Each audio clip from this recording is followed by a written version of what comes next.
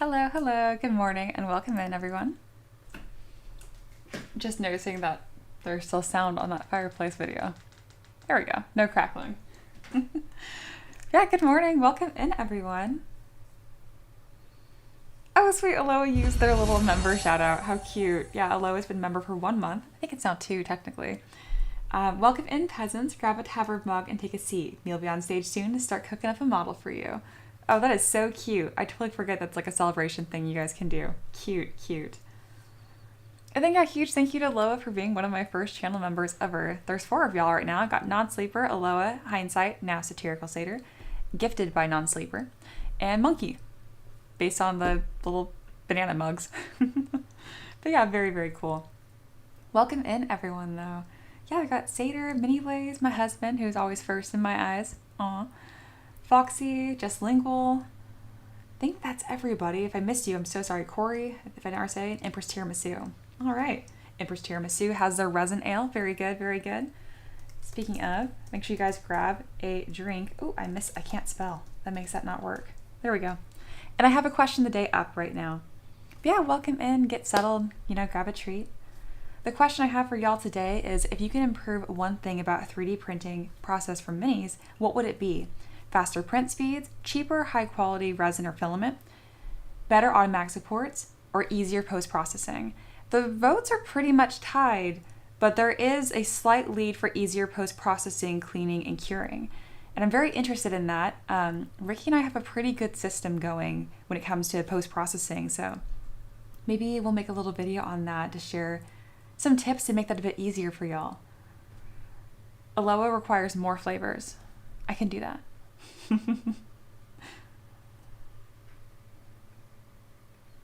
My goodness, you're such a dork. I love it. Miniflay says, Mia, just to clarify, are your supports for resin or do they work for both? They are intended for resin, but there's been many a time where Ricky or I forget to make new supports for FDM. We print it anyway, and it has worked. But usually for FDM, we do tree supports. Good question, good question. Miniflay says, yeah, Ricky does it all. Easy for Mia. Don't you guys forget who trained or taught Ricky how to do all this stuff. That was me.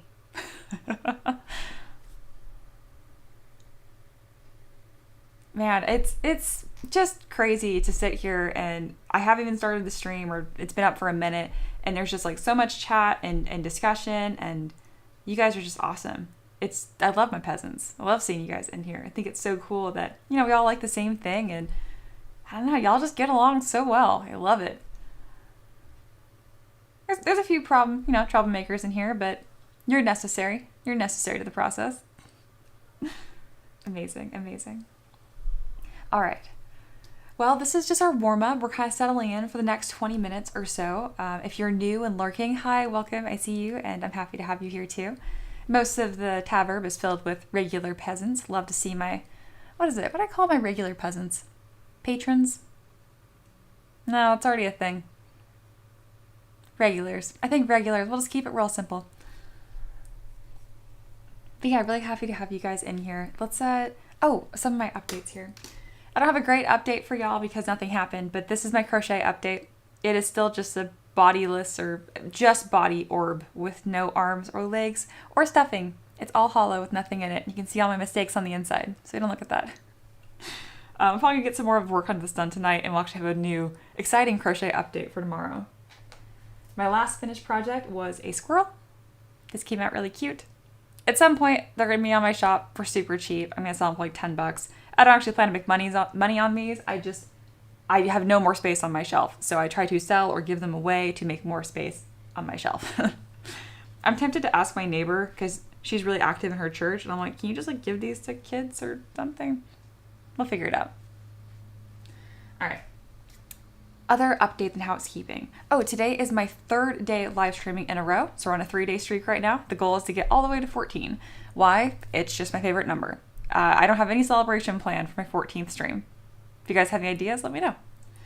But that takes care of all of our... Oh yeah, Ricky is trying to use the poing command. I haven't made a poing command yet because y'all made that up and I still don't even know what it means. Context clues. Very poing. Foxy, trouble, perish the thought. Speaking of, Foxy is low-key our star of the show today. It is their request that's going to be the Tavern Keeper's Craft, so keep that in mind and you make sure to give them a hard time. Corey, minions. I agree. I like that. The regulars, you guys are minions. Very nice. Beautiful. Taka says, give them to the kids. I agree. They can't be too young of children because the little eyeballs are technically a choking hazard and kids be stupid. But yeah, kids aren't putting stuff in their mouth anymore. Does that ever stop? Yes, these could be good little presents for them. And Fris says, wow, Mia, your models are amazing. Looks inside to see End God's inspired apology. Oh, maybe we don't look inside. Don't look inside. Don't look inside. Just look how nice on the outside. And that's the thing. They print solid and resin, so it doesn't matter what's going on the inside. They're beautiful. Yes. I'm so happy with this one. It came out so freaking cool. Who doesn't love a beholder? And then I'm going to keep this freaking War Machine up here for years because I cannot believe that I made this. This is so outside my wheelhouse. Pun intended. But I guess now it's in my wheelhouse because I did do this. So, yeah. Keep requesting cool stuff like this, guys. Like, character is a lot of fun, obviously. Also, I'm really excited about Foxy's request because it's kind of combining, like, character stuff and this, like, hard modeling sci-fi-esque-ness. Ooh. And yeah, just a reminder that we have... Boop. Here is our form made just for y'all.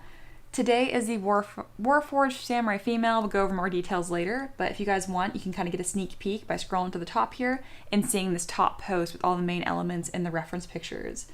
We're in for a treat today because Foxy, the requester, actually had commissioned art for it. I think I have lots of references put in here already by Mini Blaze. And then we have Satyr just chimed in with their own really cool thing. Love that. That is beautiful. It's not going to suit the specific character, but I still like keeping all these references that are on theme, and I'll pin my favorite ones as well. I already have a couple pinned one from Foxy and one from Mini Blaze. Because even if the reference doesn't suit the specific character, it's fitting the theme, and this is not the last samurai I'm going to make. So yeah. Reaper's in here. Welcome, welcome. It was fun hanging out, talking with you and Foxy yesterday in our Discord. A reminder that we do have this like peasant social hub.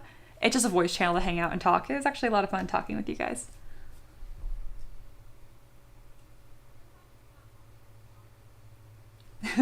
Aloha says, I can 100% support Mia's models and resin prints. They've been an amazing addition to my daily meals. Texture is great. Aloha's a menace. Don't eat my minis, please. Mini Blaze says, Mia, I've been thinking. I think that you need to add to the back of the rhino skirt and maybe a coin chain at the top under the belt. I agree. We did not accentuate the booty. There's nothing going on here. I really just detailed the front and completely forgot about the back of the model. But we're not done, so we will have plenty of time to do that. Awesome. All right. That's a nice little kind of, y'all are settling in. If it's PG, what is everybody drinking today? I guess it doesn't have to be. I don't know why I even said that. I'm drinking water, but it's in a Bucky's cup, so it makes it more fun. I know Lo is drinking resin, so. Foxy proposes a Discord watch party. I've thought about it, absolutely. Reaper said, yeah, I taught her the 70-30 rule and even met Ricky. Yes, Reaper and Foxy got to hang out with Ricky, the real life Ricky, and hear his voice. It was an enchanting experience, I'm sure. But yeah, the 70-30 rule was really cool. Essentially, it's just keeping your proportions fun. So with a character like this, maybe you won't see it as much because it's not like animation or 2D. However, I can do a better job incorporating that into my secondary elements. Like for example, let's say that this entire piece right here, that's 100%. It's one item, one asset worth, right? This is kind of, it's larger, which is nice, but these aren't that much smaller. But if I make this 70%, taking up 70% of like the real estate there, and then these are like 30%, it's going to read more nicely. Like already making that larger, it's just pushing your proportions, and this a little bit smaller, I think already reads better. Yeah, it's really cool. And yeah, thank you again, Reaper, for kind of giving me like a little art lesson. I'm always down to learn, seriously. especially because I don't have formal training in art. My formal training is in engineering, which is more helpful than you might expect, but the fundamentals are always good. All right, let's get some more work done on this. I'm gonna kind of just grab into something easy in the beginning here. I'm gonna kind of look at this tabard and add some more fabric folds. I'm gonna come in with my standard brush. So I'm getting some weird like polygon tearing right here, and that's because this is really low res and the polygons are horrific. Empress Tiramisu, look away, don't look. We'll fix it, we'll fix it. We're gonna Dynamesh it, so it's briefly going to be worse. There we go. I'm gonna inflate it so that trim on the edge kind of stands out a touch more. There we go. Just so it's really bulky and clear. And then now I can Dynamesh this so it's a bit smoother. There we go. And then I can really get in some sharper fabric folds here. The more polys you have, the more detail you can pack in there. And as many of my students ask, why not just be high poly all the time? Pretty much because it takes up a lot of your like computer's brain power, and it also makes things really lumpy. If you're dealing with really high res all the time, it keeps every single bit of your brush stroke all of the time. And sometimes you're just doing a simple move brush operation. You don't want it to actually keep all the information that like your stylist is telling it. Does that make sense? It makes sense to me, but I've been doing this for 6 years. So that doesn't count. Corey says, Mia, I love how your rhino person turned out. Thank you, I do too. I'm really, really happy with it. Oh, is Loa gonna be on topic? Empress Tiramisu whenever Mia brings up the wireframe model on stream. It's on topic, but it is still a joke. Very good. I wouldn't expect anything else. And then Hindsight says, go to that page at your own peril, Mia. You're gonna like it too much. I love that you know my taste. It was crazy. Like, Hindsight's like unofficially kind of like my art director. But even from the very, very first streams that they were joining in on, we have very similar taste. So I'm actually going to go to your comment here. I'm gonna pin it so I can look at it later. Bam. Because I know if I look at it now, I'm gonna completely derail this entire live stream, which is fine. That's gonna happen at some point, but let's at least try to keep the warm up on topic. Alrighty, doing the same thing, adding some fabric folds on the back, just coming with my standard brush to achieve that. Even though you don't really see the underside of like these tabards very much, when they do poke through, if they're completely flat, they really do look odd. So I think it's worth spending a little bit of time to clean those up. Perfect.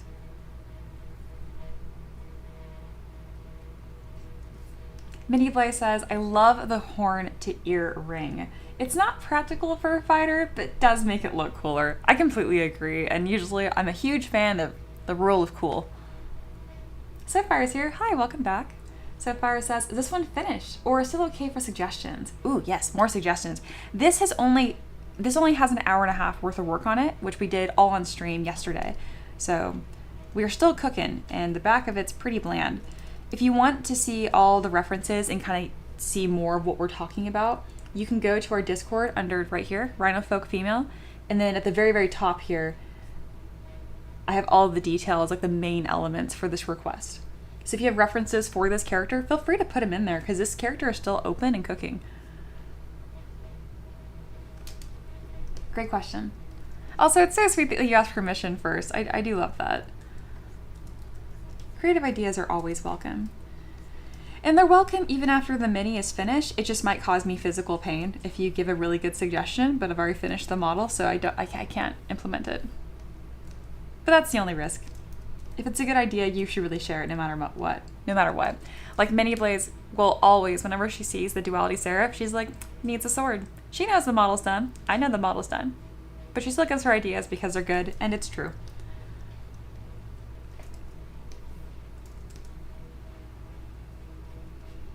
There we are. Perfect.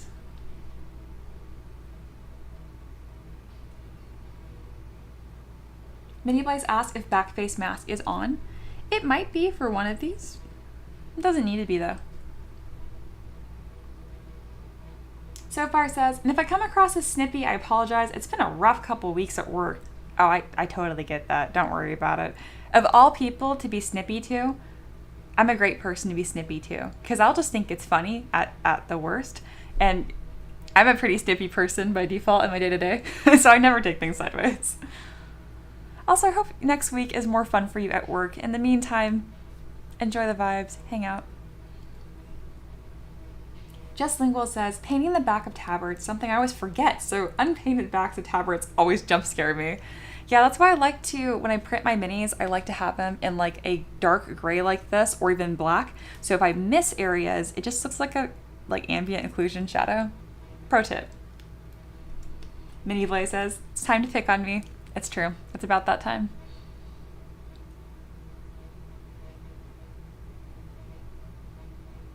Aloha says, I feel like some Discord watch party events could be cool for people to gather in and watch some of the smaller creators or more shy people on Discord. I agree. Corey asks, Mia, is the Duality Seraph the angel one with the opposite wings? Yes. That one is awesome. I wasn't here you made that, but I've seen it here and there. Yeah, that was a couple days ago, I believe, when we started that. Yeah. Yoni says, get on Wilds. Yeah, I was playing that last night. That's why, okay, this stream started 30 minutes later because your girl was just wrecked tired this morning. I stayed up till like 1, 2 in the morning playing the Wilds title update. It's really good. It's really fun. Oh, also, a true serious, this is very important because we're in our warm-up now. I don't have to be productive. Once a little mug slides all the way over, I'll be on task, I promise. Anyway, fun fact about me, I am viciously competitive. I have always been like this. One of my key phrases from when I was 5 or 4 years old that my dad will not let go is that I would say after a board game, like Candyland with family or whatever, I would say losing hurts inside from a 5 or 4-year-old saying this. And I still feel that way. I have no idea what I was like this. I'm an only child, so I don't even have siblings to compete with or whatever. I like to win. I don't know what to say. So that being said, with Monster Hunter, they now have arena quests and how fast you can complete them. Just letting you guys know that I will take any posted scores as a personal invitation to compete, and I love that. It's all in good fun, but I am totally serious and I hate losing. So do with that with what you will. And it's even funnier because I'm not even that good at Monster Hunter. I have no business being so competitive considering I'm not even that great at it. I can't help it. My skill level versus how competitive I am at something are completely unrelated. Competition sense, always 10. Always 10. I just cannot turn it off.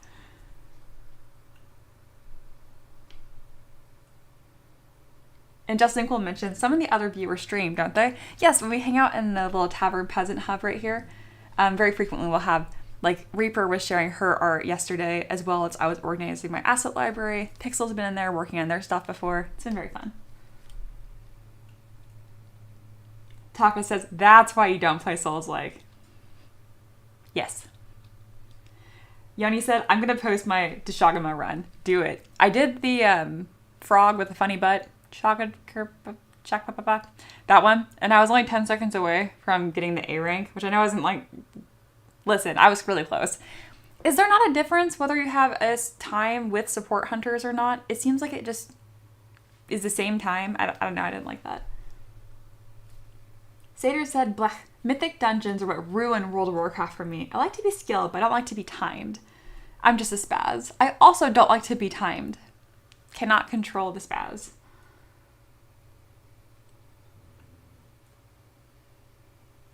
Mini Vlay says, this is what I've been doing wrong. Challenge me as competitive side.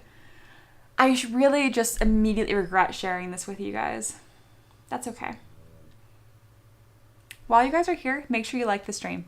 It definitely helps, and the channel has been growing a lot recently. So thank you guys for being part of that. All right, I'm going to be back on topic. We have a tiny bit of time left with the little mug thing, so I'm going to do something interesting. I don't know what it's going to be. It's going to be something interesting. I think I'm going to take this little coin thing here and mirror it, kind of like Mini Blaze was saying. Show some love for Rhino Booty.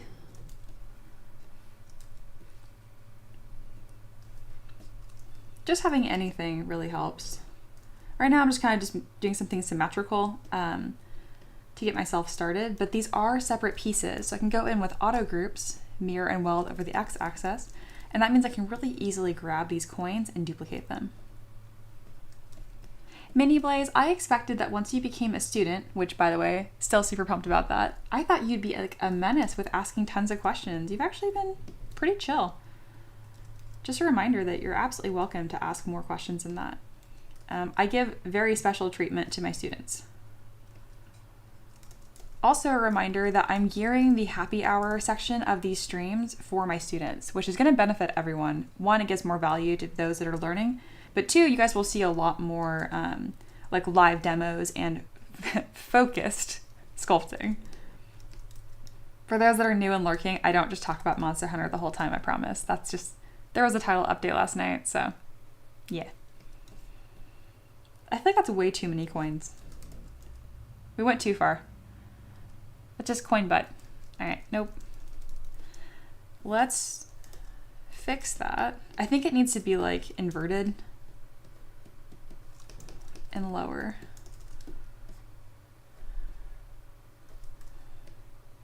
Yeah, more like that. I can grab my Move Topological brush with a high Z intensity to, if it wants to work. There we go, to move these around. There we go. And then I'll use mirror and weld to make it look symmetrical. There we go, that looks a little more interesting. I kind of want just like a pendant on the back. Very nice. It doesn't have to have like that dripping coin look. Mini Blaze says, Mia, just a loop for the belt. Sometimes less is more. You're right. That's shocking coming from you, but you're totally right. You're advocating for less. Huh. We've swapped spots today. Look at me trying to do too much. Also, you guys are getting really good at using the @M3M to grab my attention.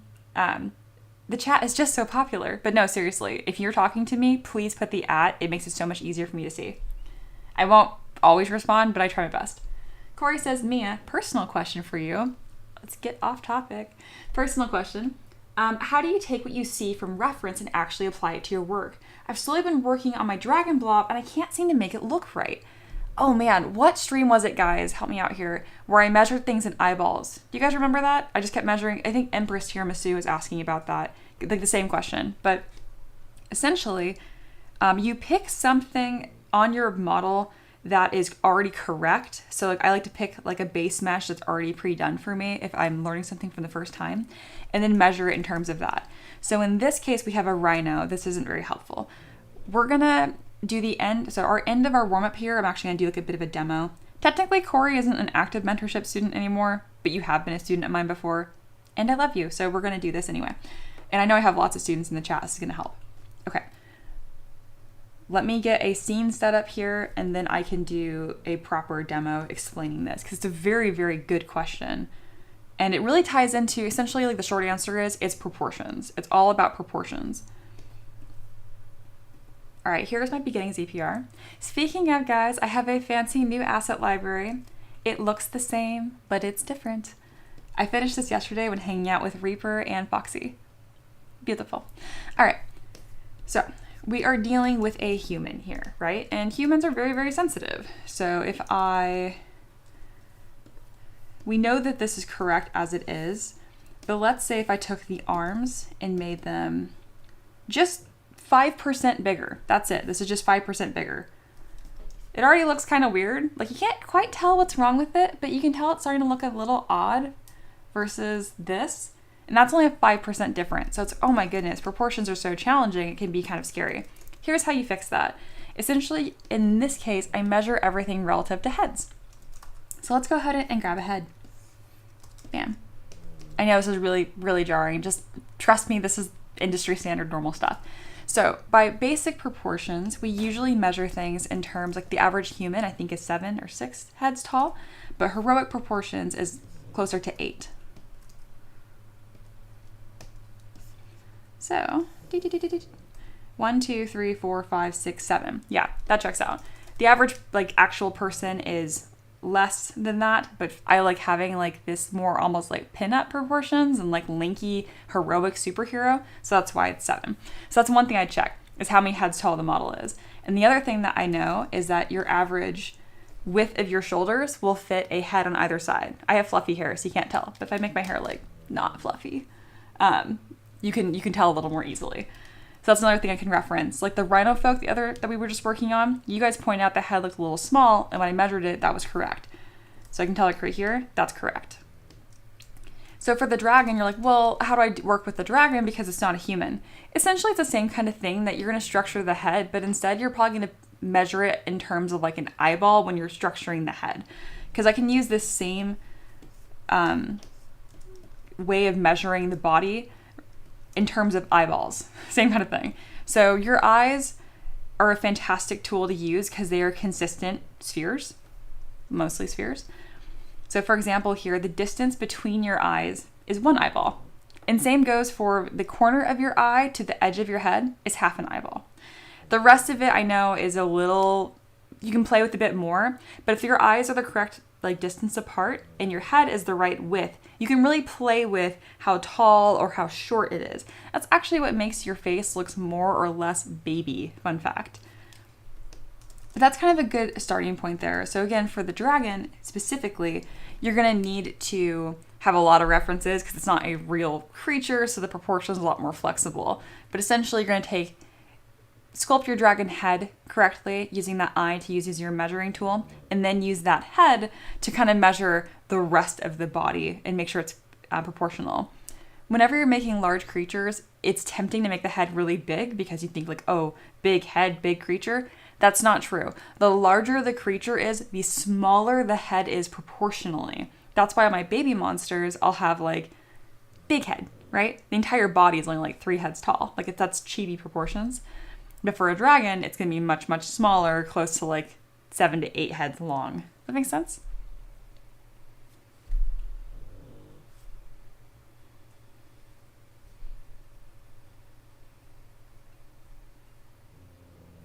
Yes, the head measurement, I use that technique on Thor as well because we were doing a strongman body and that was very tricky for me and I was kind of losing my way. And so that's how I kind of regrounded those proportions. Very well said. Awesome.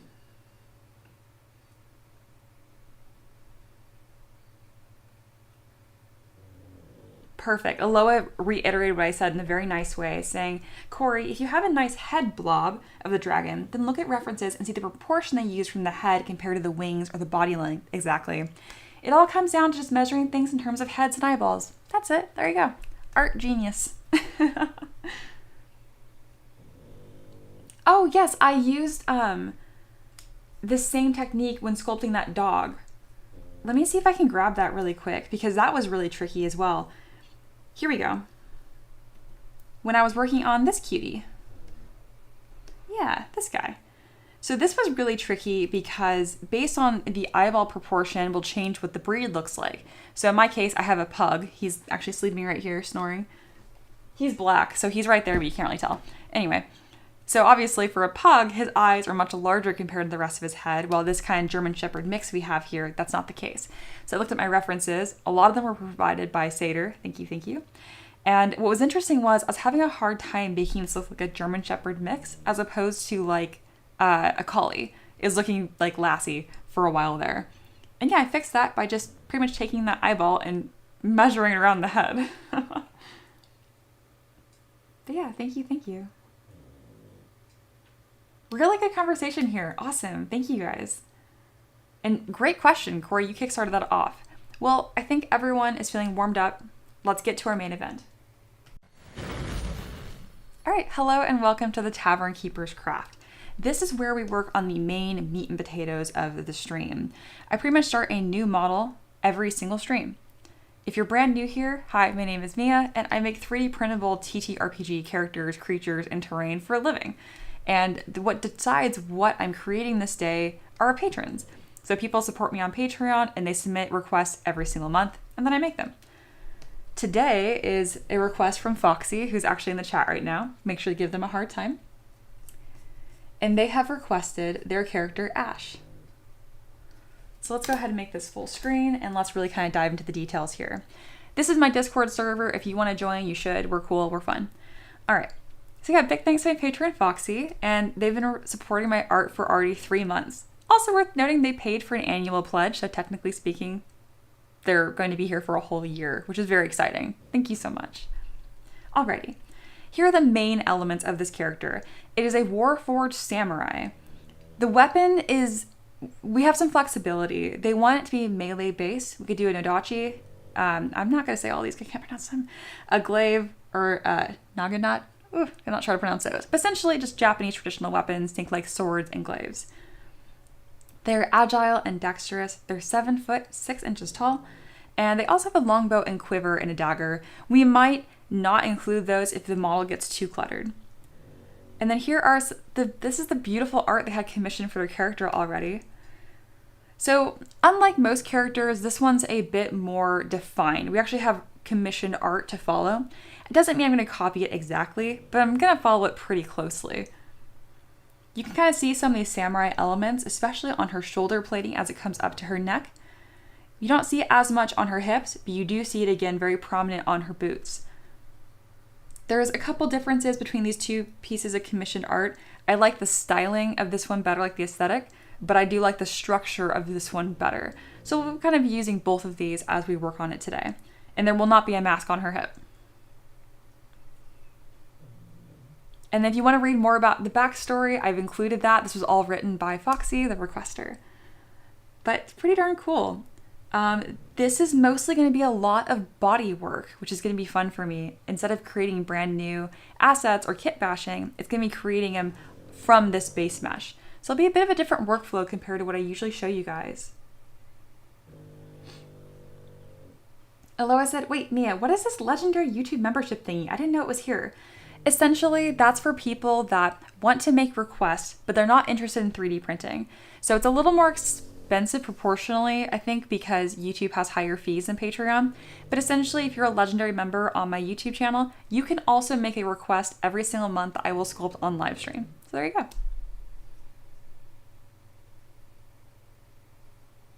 Satyr. I knew you were gonna point that out. All right, but that's the character that we're working on today. Again, it's a little more predefined than usual because the character's gonna look like this. However, there is some flexibility in like the shape language and how far I push this. Like, we don't have to be pressed on this specific circle here or this specific taper here, but the overall shape language needs to scream a female Warforged samurai. Those are the absolute non-negotiables, and then also having a really cool melee weapon here. Now, as far as that melee weapon goes, we have a lot of cool references that were provided by Mini Blaze, and this is the one that was my favorite that they provided. So yeah, 3 of these are an option today. I think I recognize a couple of them. Yeah. We might not get to the weapon today, but we're definitely going to get through most of the body. Fun fact, this reference here was actually given to me by a different Patreon requester for a ceramic bard construct I made like 2 months ago. All right, so that's everything. We have a lot of really, really cool references here I can kind of draw from. It's going to be a really good time.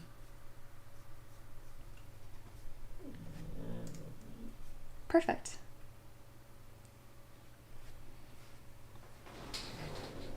Foxy says to Satyr, you have no idea how hard it can be negotiating with artists about how to hold a damn bow. This is the truth. This is the truth. We're difficult. We just like to cause problems. Alrighty. Also, before we get started here, a couple fun facts that I gathered about samurai, because they're really cool. Samurai means to serve. The word comes from subaru, meaning those who serve in Japanese. Obviously, I don't speak Japanese, so don't come at me. Alright. And they also didn't always wear armor. They usually are an elaborate robe, so kimono, and it's only donned for battle, which makes sense, but I think most people think they just walked around all the time, like in full armor. And another thing that I didn't know about is that they typically carried 2 swords, the katana, which I'm used to hearing, and then the wakizashi, which symbolize their social status and soul, which I think is just really neat. And the last fun fact I want to share with you guys, because we always think about samurai wielding katana, not necessarily true, and Foxy touched on this yesterday when we were hanging out in the Discord, that they just use whatever weapon was most viable. So in 1543, the Portuguese traders introduced matchlock guns. So samurai were initially skeptical, of course, but they quickly realized how powerful guns were in battle, and by the late 1500s, samurai armies frequently used guns alongside swords and bows. Pretty darn cool. We're not giving this character a gun, but we could. All right, I'm going to scroll up to that top reference here, and I'm going to kind of just start get cooking. We have our base mesh here, and we have all these different pieces that I've worked so hard to organize, and it's very funny because we're not going to use literally any of them because we are sculpting based on a body. So, we are asset library list today. She doesn't even have hair, so I can't even pin this on her. Womp womp. That's fine.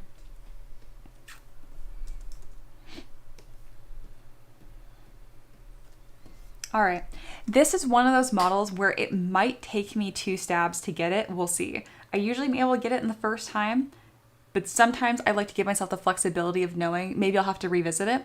That happened with the peacock mantis shrimp and the magical penguin. Both of those were challenging. I actually did manage to finish them on stream, but it takes a lot of weight off of me to think, okay, this is just a first draft. Let's see where it goes. All right, she will have eyelashes and eyeballs, but she will not have eyebrows. Let me check both references. Yeah, nope, no eyebrows.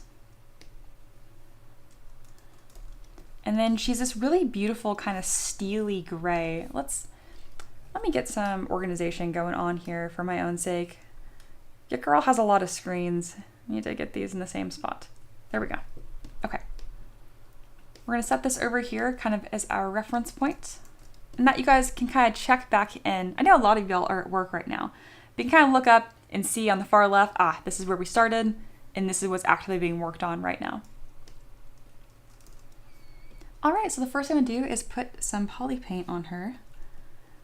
This does not affect the finished 3D model, but it sure is fun.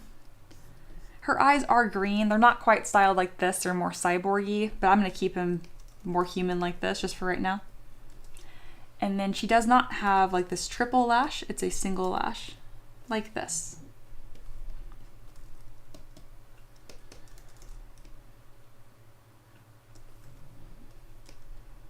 And again, I don't copy references even if they are commission art, but I'm gonna do my absolute best to keep that essence of the character.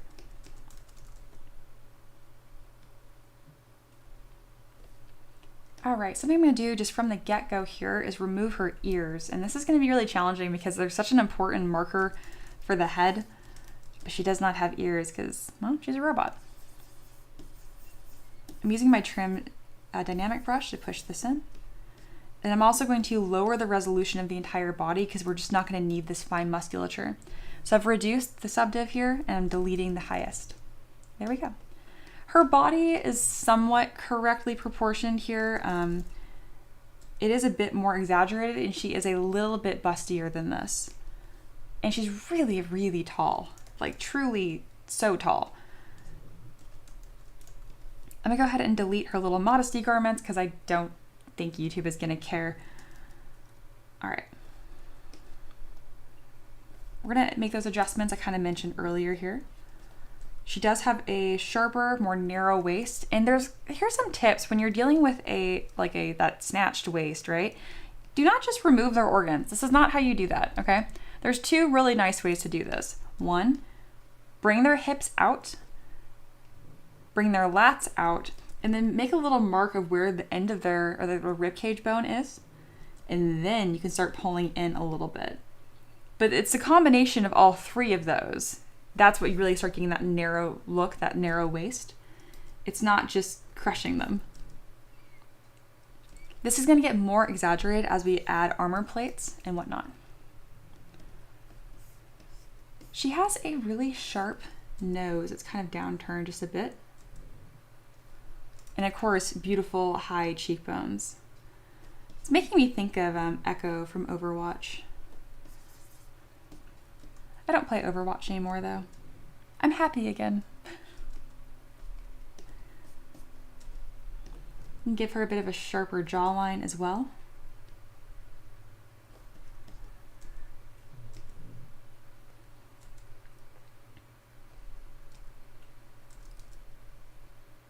But another really important part of this model is that she is very aesthetic and she is very appealing. So we don't want to handsome Squidwardify her.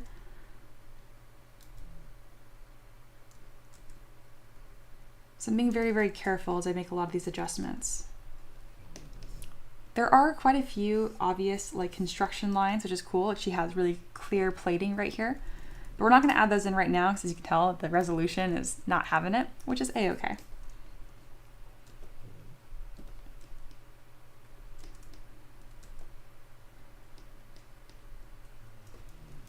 Her nose is actually quite short.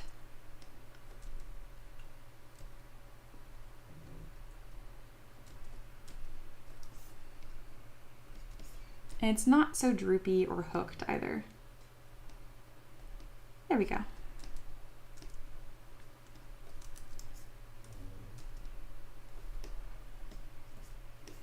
All right, made some progress there. And she does have quite a beautiful long neck. And let's go ahead and make the rest of her body just a touch taller. Just gonna do like a 5% addition here. It's gonna make her head look a little small, but that's fitting because she's extremely tall. She's 7'6". Reaper says, Mia, why don't you follow the commission out of curiosity? Because it's just not worth, how do I put this? So the request is $15 a month. So people are able to, if they support me $15 a month, they can request a character. To spend the time to one-for-one copy a commission, my commissions start at $300. So to do that for $15 is kind of outrageous, and it defeats the purpose of why I stopped doing commissions because it limits like my artistic choices. So that's the biggest reason why. It'd be a terrible value for me, and I don't want people coming in here just giving me commission work because that's not what I wanted. I wanted more of a collaborative effort where I can also make my own decisions and whatnot. And then Foxy mentions that her breasts are a bit bigger in the artwork than they're happy with, so don't making about making her so endowed. Sounds good. We'll do it like a nice happy medium.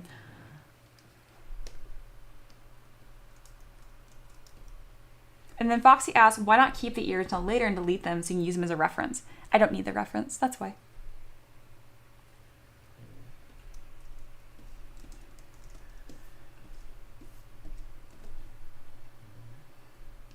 But yeah, that's the biggest reason, is that I really want people to remember that at the end of the day that these are requests, and it's a fun thing.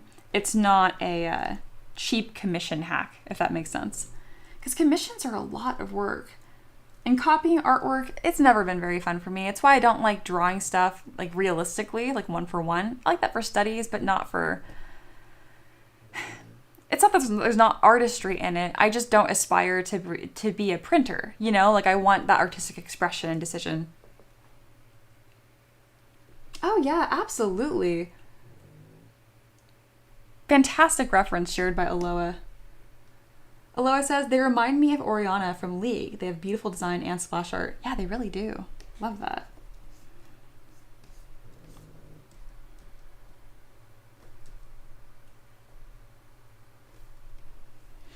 All right, mostly happy with this. Now we can start blocking in some of this armor design, which is really, really cool.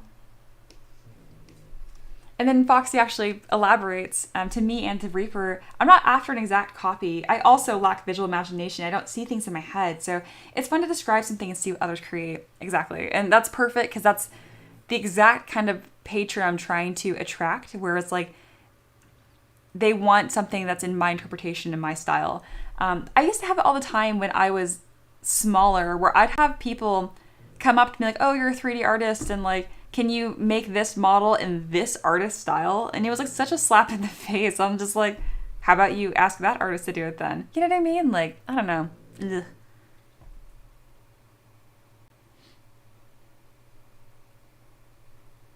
Reaper says, I feel that as a commissioner, especially mine are 15 to 20 bucks. Yeah, girl, that is a steal. Oh my goodness. I would like quintuple that price. And I understand where it's like, I'm not getting work at $15, so why would I raise my price? I didn't say it was an easy solution.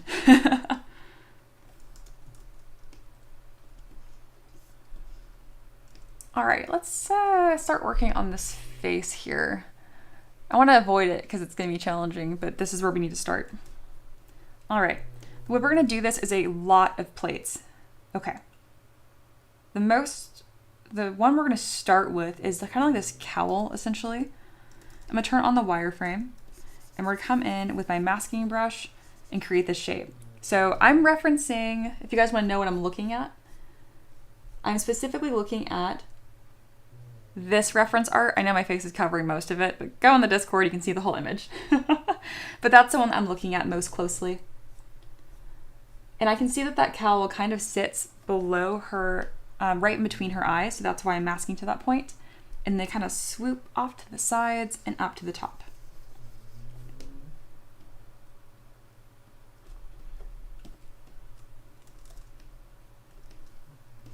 So that's our first piece that we're creating. And I'm going to extract this. So it's very similar to how I create clothing, but instead we're creating individual plates.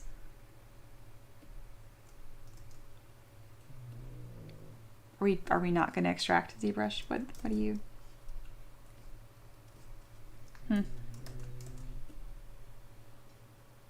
Everyone send warm, happy feelings to ZBrush. It's having a hard time. It's really upset about something. You want to extract for me? No? No?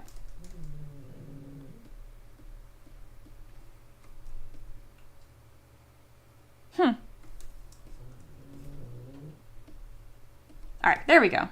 Sometimes, okay, warm, happy vibes received. Thank you guys.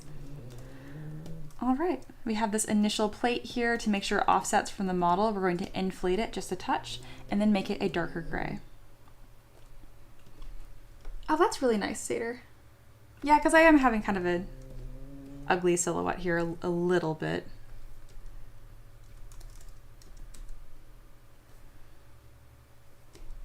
Yeah, I knew I wanted to bring this part of her cheek down a touch. All right, most of it I like as is already.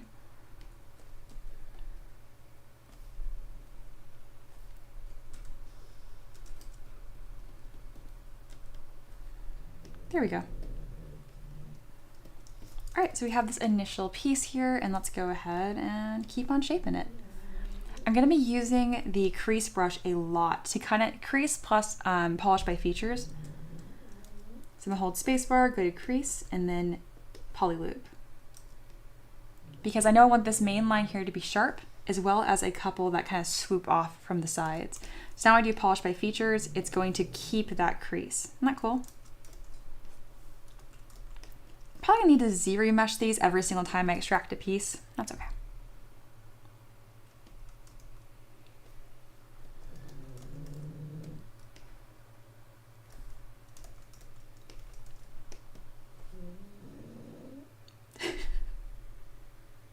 Aloha, me after getting into Mia's resin supply. Beautiful, we missed you.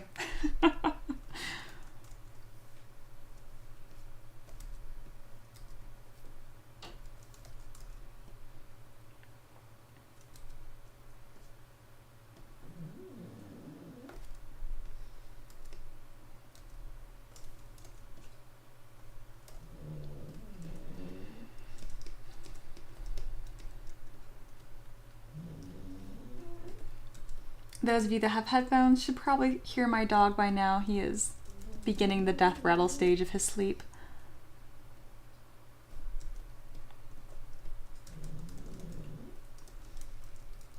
So right now I'm kind of just playing with the topology a lot here and seeing what's going to be nicest for me to work with. Again, this isn't the kind of character I normally create, so I'm really going to take this as a learning experience and really take my time, because I know I can do a really good job with this.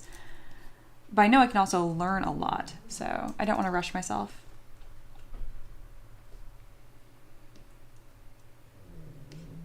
I want these plates to sit off of her face a little bit, so we'll use dynamic thickness to simulate that.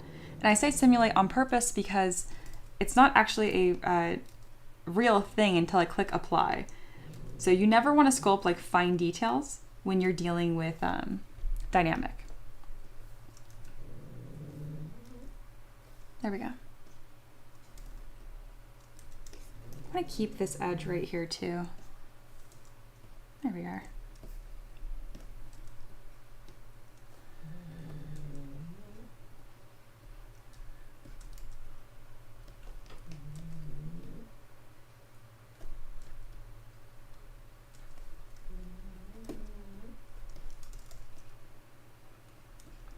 There's some of that elegance starting to poke through just a bit. Again, very early on.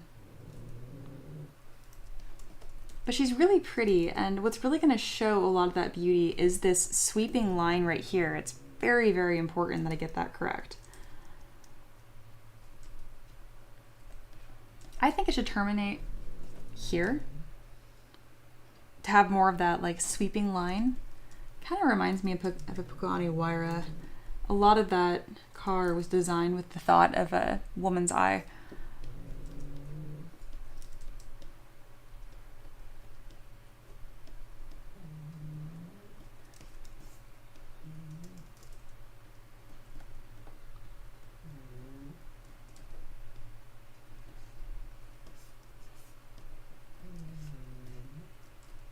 And then it doesn't go all the way back. It's actually quite short, this front plate. It's gonna be closer to this point. And I can turn on transparency to make sure we're not getting too much like a porpoise. Because that wouldn't be beautiful, would it? I mean, beauty's in the eye of the beholder. I don't want to limit you guys.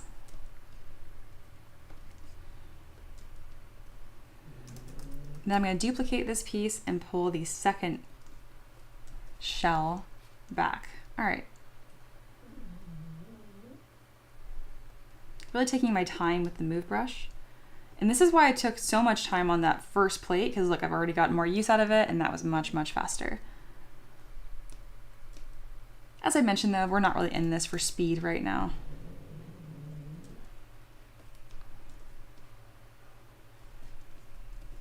Another interesting section here is really just the whole front of her face, which is going to be swooping from her cheekbone right here, and this really cool like cutout right here.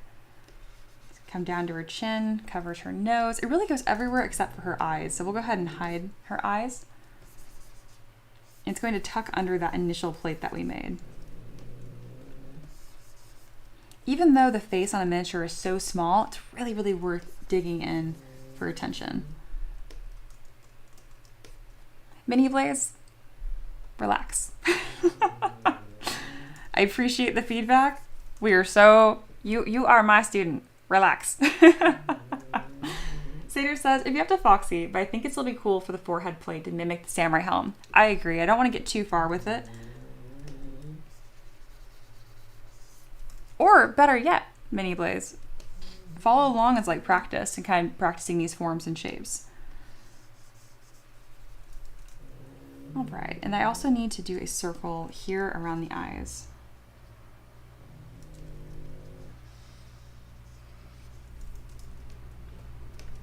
This is going to be crucial, this section right here around her cheekbones, to giving this character personality and interest and beauty.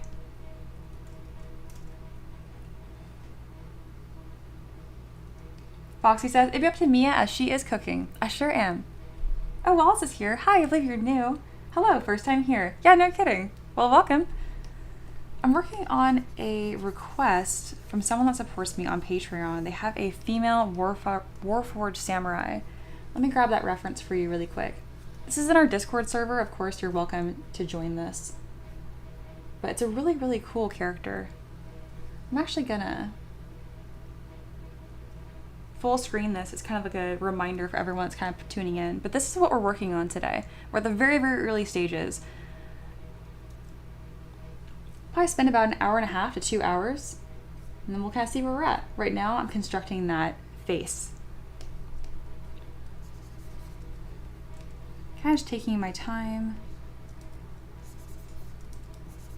There we go. And again, this section right here is going to be really important to the femininity and just a lot of the subtlety to this design. One problem that we're going to run into, it's going to be kind of interesting, is how it handles the mouth, but we'll deal with that in a second. All right, we'll invert the mask, extract. Now we have this kind of eerie thing. Trust the process. We're going to keep it a darker color so that way it's easier to see. And then select it with my 3D gizmo and inflate just slightly so it sits off of that mesh. There we go.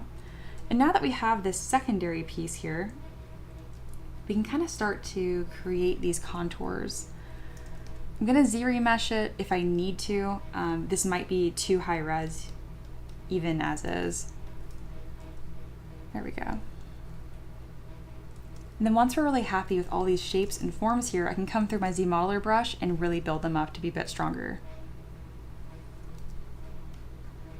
This is gonna be a really fun model to kind of check in every 15 minutes or so. I mean, you guys are gonna see a huge transformation. It's definitely one of those models where it's all in the subtlety.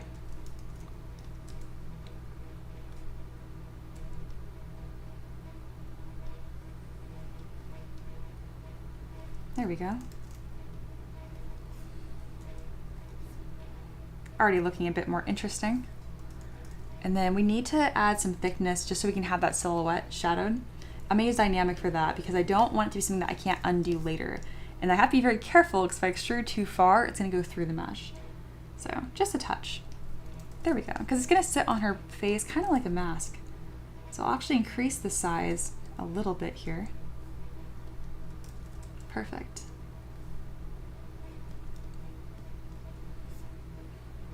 And now I can really come through here and have fun with pushing these shapes in and making it much more dramatic like the reference.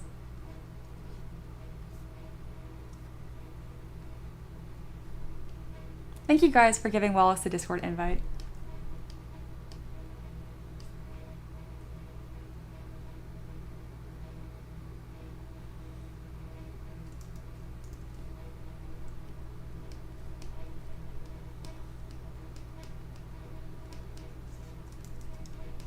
And then Zader asked, Mia, why did you move the reference stream to the left side? We enjoy looking at your noggin, but I'd rather see the ref stream than the toolbars.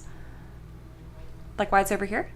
That's because Discord insists on having, this is the minimum window size, and when it's on this other one, it goes between two monitors, and it's really hard to manage. So that's why I put it over here.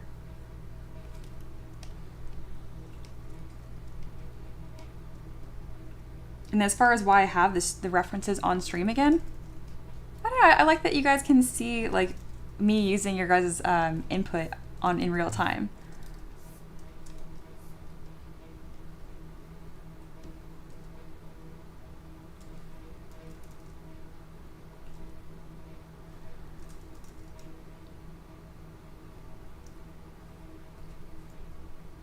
Well, it says, I don't use Discord, should I? Totally up to you. That's just where all of us hang out. I stream every single day and I do projects every day, so it's fun people have a place to put the references, talk about it. We hang out here every now and then a lot of us play Monster Hunter Wilds too, so that's where we kind of meet to link up for hunts and stuff. It's just a fun thing. So in other words, yes, all the cool kids are doing it, Wallace. And yeah, Many Places is a very good point. We can't post pictures in the YouTube chat or even links. So this is kind of where we host that conversation.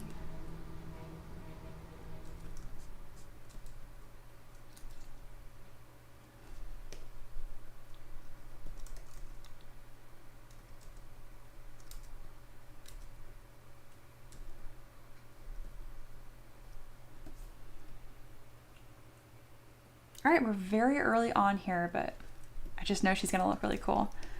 Let's start getting some of those two-tone colors. I'm gonna change my paintbrush from dots to drag rectangle and pick a warmer red color.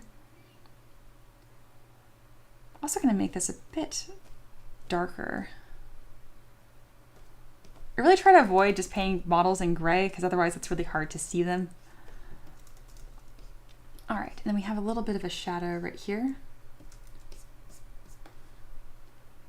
as well as in the center of her arm here. Kind of just blocking out where some of these colors are going to end up going. Her feet are going to need a lot of work, and her hands. Yeah, we're looking wild as of right now. Just trust the process, y'all. Many of you guys, you've been here long enough. You know it's going to be worth it.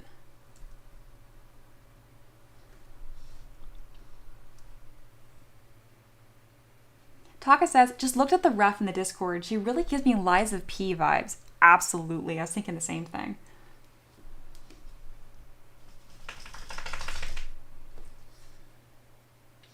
Well, it says Monster Hunter, base community. What? No, we're awesome. I use Discord for a bit. I find it annoying to navigate and stuff. Yeah, if you're not used to it, I could see that.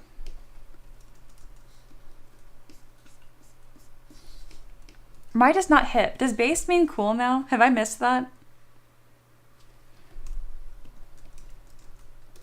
I think there was a mask and extract brush at one point. Or is that an update I didn't pay for?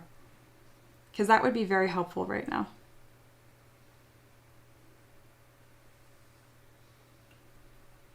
Yes, right here.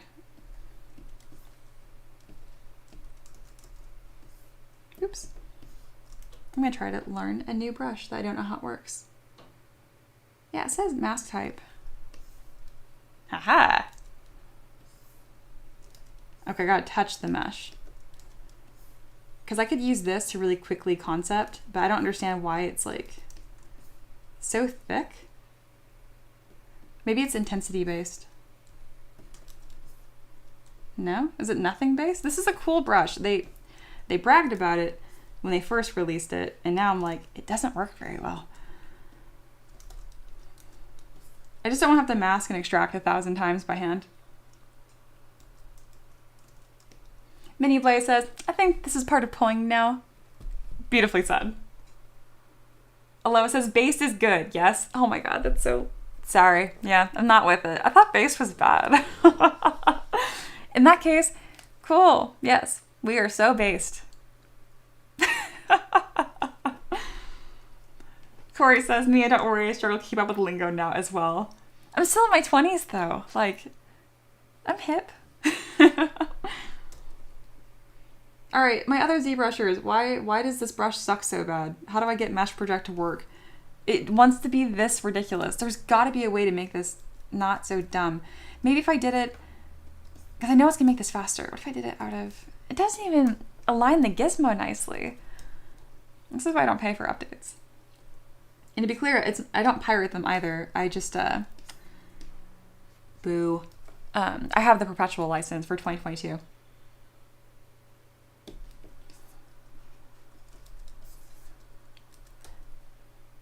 I know this would make my life so much easier on this stream today if it would just work. But that's ridiculous. That doesn't help anybody. All right, I have to Google this. 1 second. ZBrush. How to use... I swear I'm a professional. I've done this for 6 years. Master Project. As a project. All right, this is in 2 minutes. Beautiful. You know Harbor Freight for affordable. Don't mind my ads playing.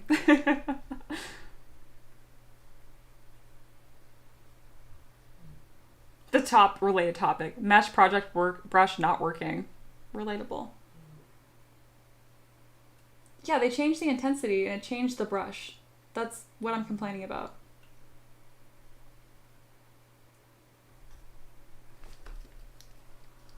Yeah, many places mention intensity as well. I think I have to restart. When I reset all brushes, let's select it again. Okay, I don't feel crazy anymore. Here's my intensity. Let's put it at 90 versus 1. Looks exactly the same.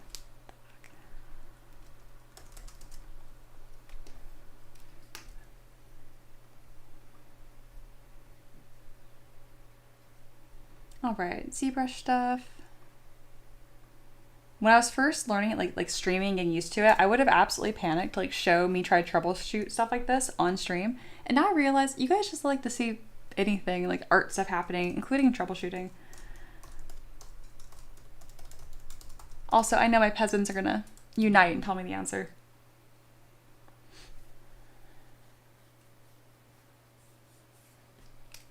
Yeah, I don't know why that's not working. Maybe it needs more resolution. I don't know what it's so mad about. I had a mesh hidden. I wonder if that's what the problem was.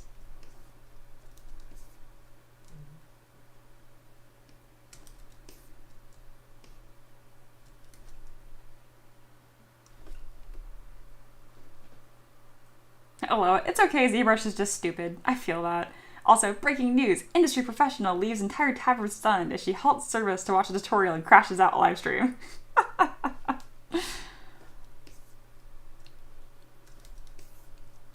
Yeah, I'm just being childish now that I won't stop watching this. We're all gonna watch this tutorial together. Learning time.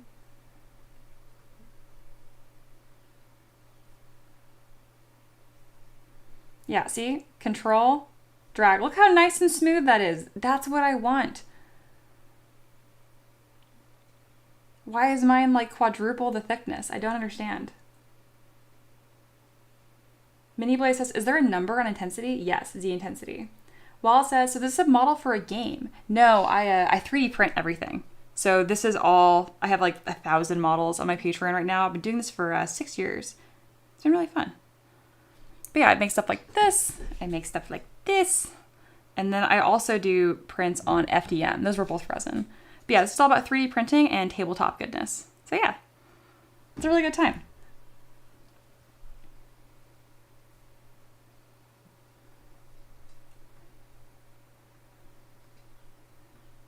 Those were all pretty much the same thickness as well.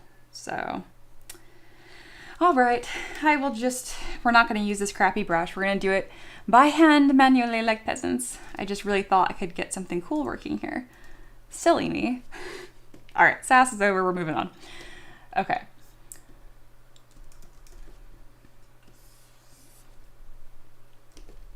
I'm gonna be using a lot of mask pen for this. And we're pretty much going to be painting on all the different plates that make up this character. And I'm going to be doing this in order of importance. Having this bodice shaped is going to be very, very, very important.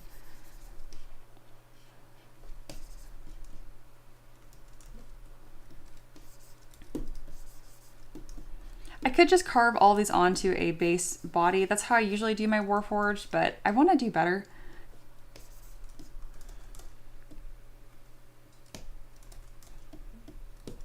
So yes, it's going to be an immense amount of masking and extracting, even more than usual. So depending, if I get too tired of it, I'll teach you guys how to make a macro and we'll do a custom button for it.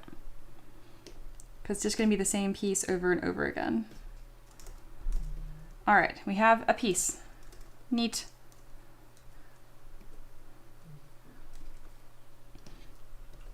Let's make another piece. This one's going to loop under her ribcage like this. And they're going to link together. I'm following this edge on top of her belly very carefully. And it's going to loop down right here. Doesn't need to be perfect. We really just need to get a bunch of plates on here so we can start shaping them. If one of you guys learn how to use that stupid brush, please let me know. Because I'm 99% sure I'm using it correctly and it's just not working. I love that for me. I'm still recovering from the fact that I don't know what based means. I mean, I do now, but...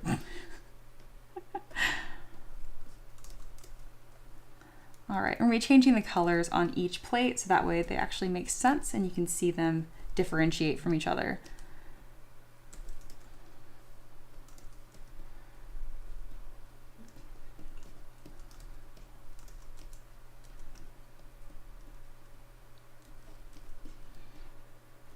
Foxy is going to have a heart attack. This model is going to have an ugly stage longer than my models normally do. Just brace yourself. But Foxy, you've been following my work for months now, so you know how to trust the process.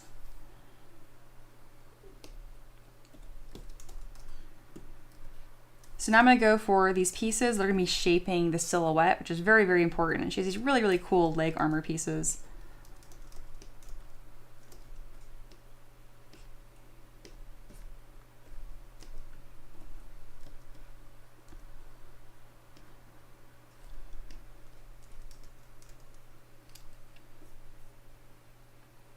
I don't think that's relevant to that, but you can share that Blaze in a different channel. Same with the knee armor. So it's gonna be tricky kind of figuring out what to layer as one section. Like this, I probably should have done as one piece all the way down to her knee. So let's redo that. That actually connects all the way down here. The more pieces I have, the more flexibility I have, but it's also gonna be a little harder to handle. There we go. There we go. That's relevant. Michael P made some other adjustments. Yeah, what other thing did he change? Was it like the brush type or was it the intensity? I changed the focal shift too, but it still didn't want to work. Michael Pavlovich always, he's a savior. He always has the answer. I was surprised that wasn't the first video that turned up, honestly.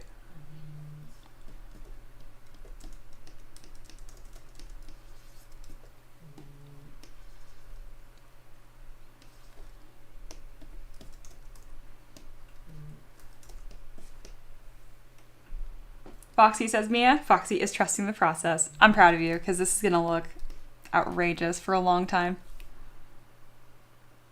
Aloha says, all its tutorials are just showing them making sure continuous Z is on and adjusting Z intensity. Yeah, that's crazy. I mean, I don't know if I had continuous Z enabled, so let's see if I can get that. But yeah, it is the intensity that's supposed to change it. That's what I thought. All right, so that's ugly. Let's see, I think it's picker. Yeah, continuous Z is on. I don't know. But I appreciate the effort. You guys looking, I really do.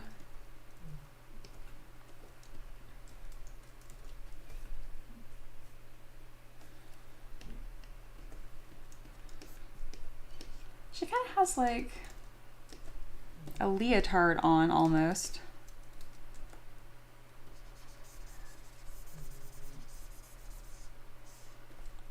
It's gonna kind of stretch over the back here.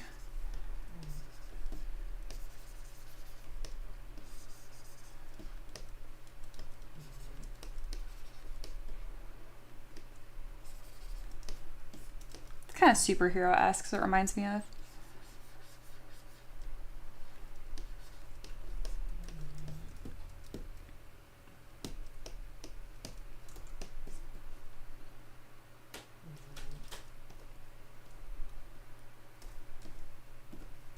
Perfect.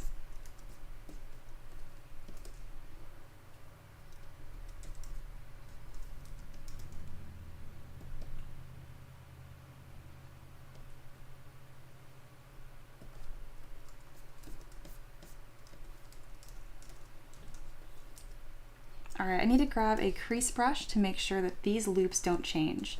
So I'm gonna go to crease, edge loop complete, increasing just these outer loops, assuming the topology isn't a disaster. If it's going to be silly, then I will have to have a different strategy.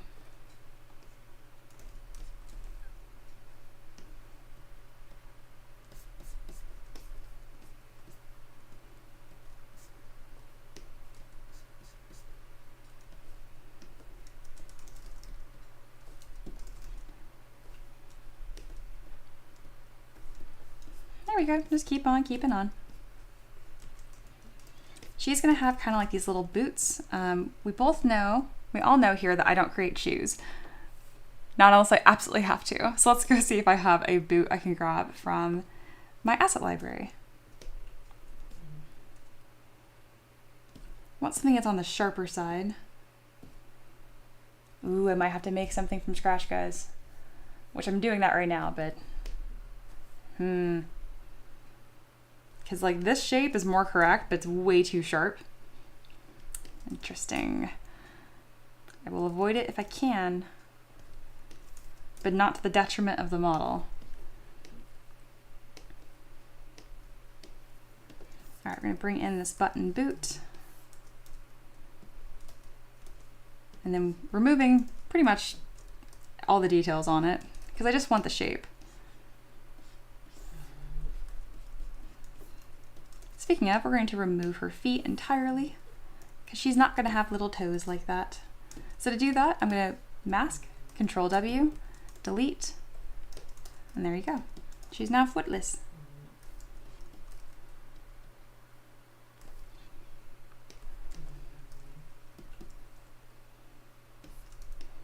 Let's see, I see Corey has a question. Let me check that out. Corey says, Mia, I am curious about what you said about making a macro for that. What does that mean exactly or look like? That's a great question. I have a video for my students. But anyway, I will tell you anyway. Essentially, you go to macro and then click new macro, and then you click a bunch of operations you want a single button to do. So it's recording operation. So I could, for example, go here, click record macro, and then change all of my settings for maybe my ambient occlusion, my lighting, and then when I click end macro, it'll stop recording. And then that macro is now a button. So whenever I click that, it'll do all those operations I had just recorded whenever I want. Let's see. Bend the toe just a bit.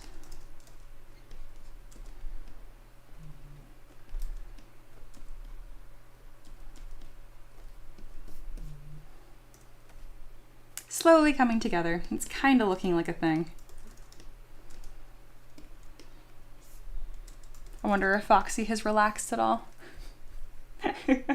They mentioned they were going to be a bit nervous on this.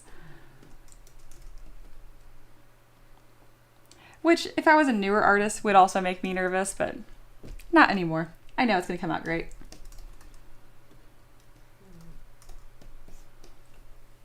Aloha says, Mia, I'm having the same problem on my ZBrush. The only thing that worked was making sure control is being held down, then adjusting Z intensity. Oh, okay. So mass project. So holding down control. Oh, that's weird. I use spacebar for that usually. Then this, then spacebar. That's spotlight search. Ooh, weird, weird. Oh my God, because it's your masking brush intensity, not this intensity. Oh my goodness, duh, I know that. I actually know that. Yep, see my Z intensity is 100, actually. Oh, you just blew my mind in the best way. Okay, how do I find just my masking brush intensity but nothing else? I usually have it on dynamic. Corey said, sorry if my question was out of bounds. No, it wasn't. I'm just giving you a hard time about not being a student. Empress said, Mia, I want to ask if it's okay to drop a Word doc with the questions I have about mentorship in the mentorship channel. Yes, please do. That'd be great. You can DM me too, I guess. But I'm not shy about it. Well, how in the world do I change just the Z intensity for my masking brush but nothing else? I've never needed that before. Emperor says, just in case other people might want to use the questions. Yeah, I agree. Or add to them. All right. So, if I click this, if I manually change it through here, it should change right now when I hold control. There we go. And click and drag. Now it should work. We are in business. Wow. All right. That gets full celebration.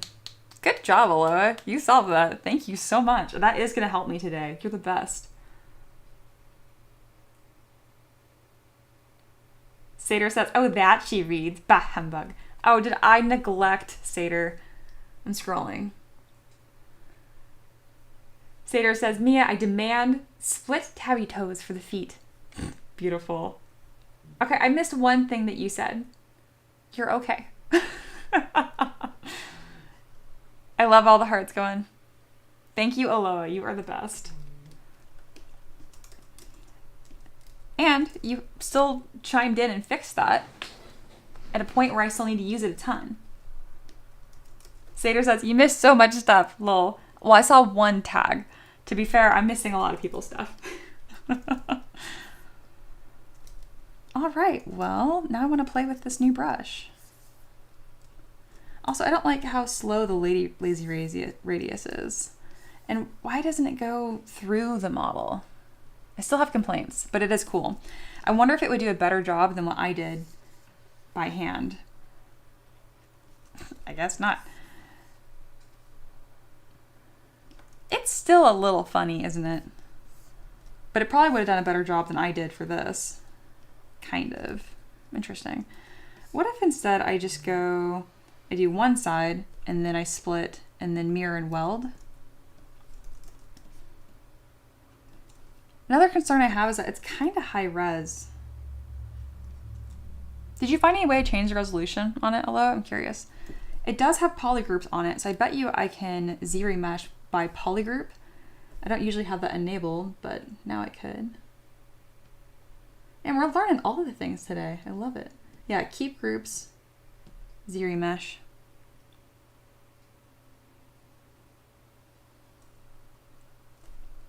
Sater says, I'm fine. I'm just flooding my corner with tears. I'll be okay. I'm glad to hear it. Minivay says, symmetry off or backward mask on? This isn't an application where you'd use backface mask at all. Backface mask is whenever your brush size is larger than the mesh that you're operating on, so you don't want tearing. And then symmetry, it doesn't matter if symmetry is turned on or not. And first says, I don't know what we're working on because I was deep in conjuring questions, but yay for whatever we fixed. Yeah, it was the mesh project brush, which honestly is still kind of being trash. But I like the concept of it. I do think that this looks nicer than the mesh I created. I just won't have as much control over like edge loops and stuff, which I really would like.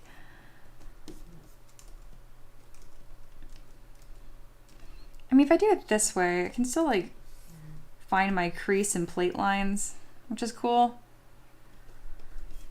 It's just so high res. Minnie Blaze says, okay, got it. Good, I'm glad. Yeah, it does Ziri mesh pretty well. I'll just make sure I have keep groups turned on. So I complained about it, but I still really like it. So I think I'm gonna keep using it. Especially for pieces that are just front facing. Like right here would be a nice trim piece. Okay. All right, we need to make these shoulder blade things. And then I did see Sater being like, you better get the curve of these right. I'm just gonna follow the reference. So if that's correct, then we're in business. If it's not, I don't know, yell at Foxy.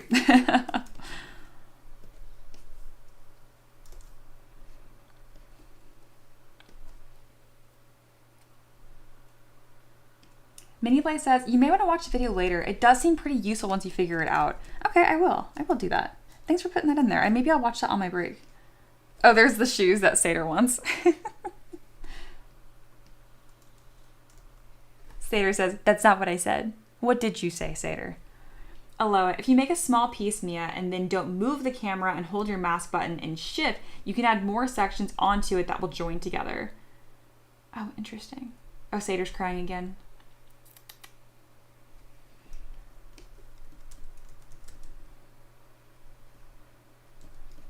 All right. So for this piece, it kind of sits on the front of her deltoid, then it comes straight up, and then it's a little flat right here. Oh, I forgot to fix that. Putting that away. All right. Then it goes a little straight, and then probably has the exact same pattern on the back. We don't have a reference for the back of it, but I'm intuiting that's just going to match the front. All right, and that's kind of the rough shape of it. I can go ahead and use some crease operations and then polish by features to get this looking a bit smoother and nicer. Like that, before, after. And I can come in and add this hard edge myself manually. It's kind of like a tapered triangle. And it does come up. So to get that line happening naturally for me, I can make that happen by using my crease brush and polish by features. That's a little too harsh, but it's a good start.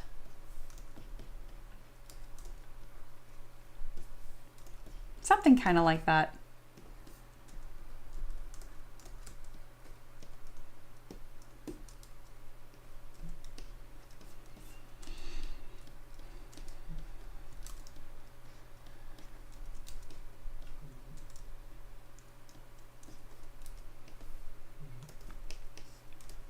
Yeah, I don't want to work with a crease brush in this case. It's too aggressive. There we go.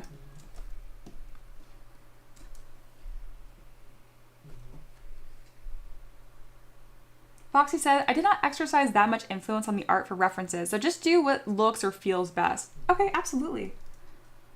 Will do. I see you guys are talking about mac and cheese. Great. Chat's doing great.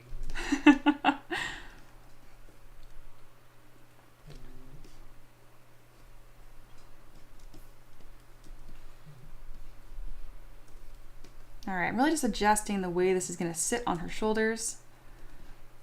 And Foxy, you have been a very chill participant. You really made it sound like you were gonna be having a heart attack. Or if you are, you're doing it quietly, and I really appreciate that. The only thing that drives me crazy is when I'm like literally working on someone and I have someone like micromanaging, like, oh, it needs a taper. Or like, oh, what if you move this 2 millimeters? I'm like, it doesn't even exist yet. Wait.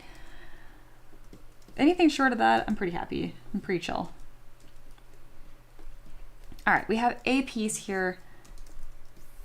Most of the contours are correct. I'm gonna go ahead and delete one side because I find it really difficult to use a 3D gizmo when there's symmetry turned on. It just acts really dumb.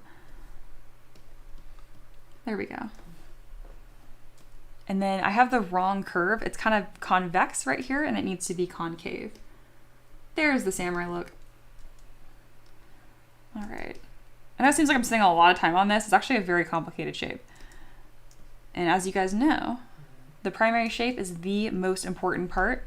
And if I spend enough time on it, I can save it and have a nice little asset for later.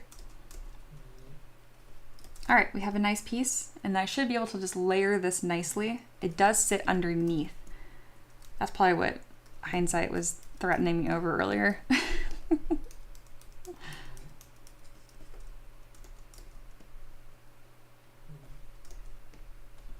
I love if I call you Hindsight and Satyr just interchangeably. New people are like, who is Hindsight? I'm like, well, you see, long ago.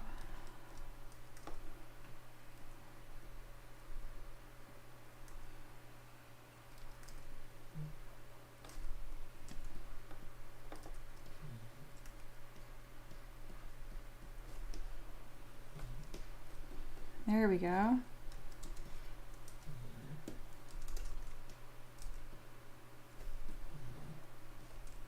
I went into this knowing it was going to be a really tricky model, and as a result, I feel a lot of peace right now. It's coming along very nicely.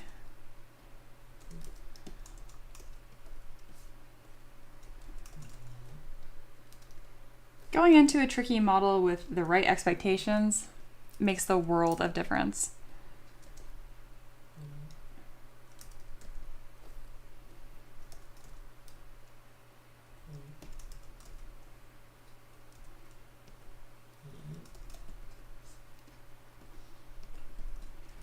Alrighty. Satyr says, Mia, honestly, I love that I didn't even catch it until you pointed it out. That's even better.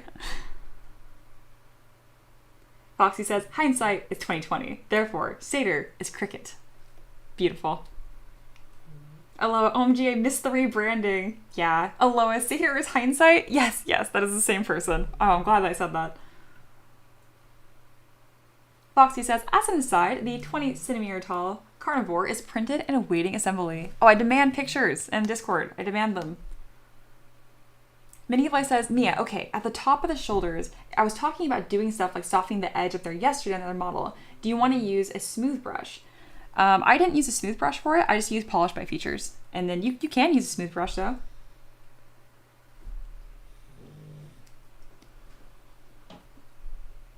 All right, all is going well.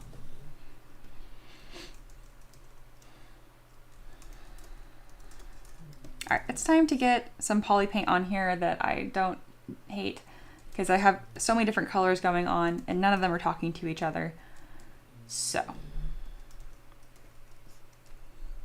I don't know if I have enough pieces to do the poly painting yet. I don't. Okay. Not gonna jump the gun. All right, we're gonna create this other section to her shoes, and to do that, I'm actually going to Dynamesh this and make a little like thing. God, I'm not articulate right now. I'm making a base mesh essentially. So I have this done, and now I'm going to use this and kind of cut it up to get this extra piece. I'm going to delete hidden, do the same thing on top so that way it's hollow. And then my favorite, I just work with one side at a time. I've been doing that more and more recently. Now that I have this shape, I can go ahead and inflate it.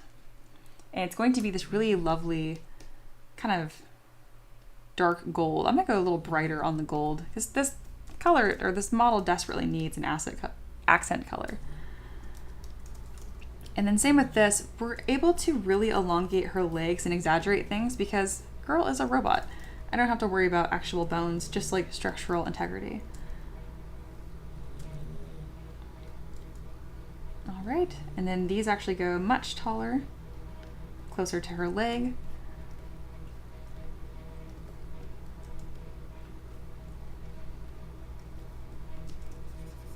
Smooth all that down because we're not going to see it. And pull that up a bit. She does have a really nice heel on these. But I don't want to have her in too high of heels. To do that, I'm just going to use my mask pen brush and simply draw that on. If I wanted a really clean selection, I could use my ZModeler brush, but we're still kind of roughing these out, and it's possible that I'm going to just sculpt them myself later anyway. That is such a chunky heel. Don't like that.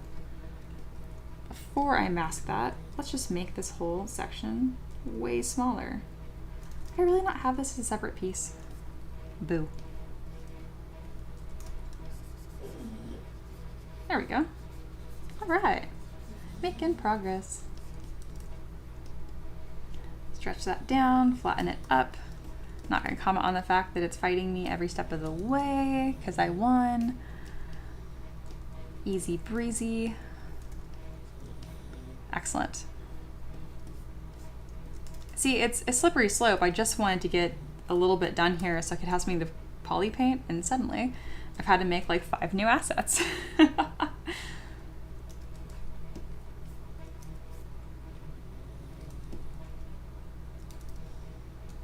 Yeah, this model is gonna be so much work that I'm definitely gonna ask my husband to make 2 poses for it because I'm like, listen, it took days. This is definitely gonna be a multi-day model. All right, these are kind of like knee guards actually come all the way up, and we get more of like that samurai plating armor look. So let's bring that all the way up, and I think as a result, this actually swoops back here. More so like that. All right, and then these sit a little bit higher up, and then we'll have some really nice restore custom UI. Really nice edges and tapers on this model. Everything is in my head right now, and now it's just a matter of just getting it all down on paper, or in this case, canvas.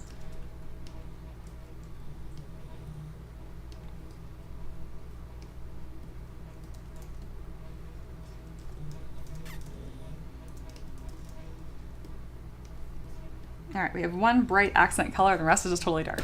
Bear with me.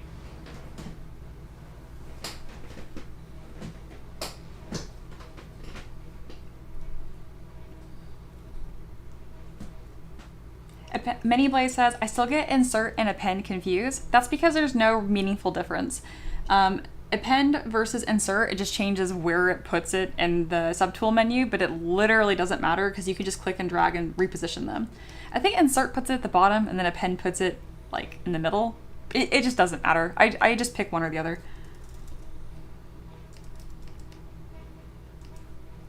All right, keep on keeping on. We're not gonna worry about our hands very much because I'm gonna be changing them quite a lot. Pretty much me resculpting them from scratch. That's kind of just, that's just the theme of this model. It has to be done from scratch. All right, we have more pieces. Let's go ahead and get her elbow bracer thing done.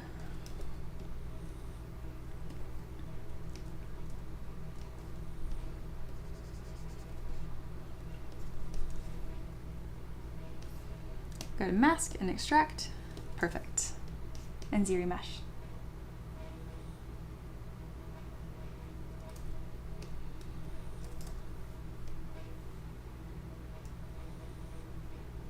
Miniplay says, maybe make this armor parts for samurai red and blue.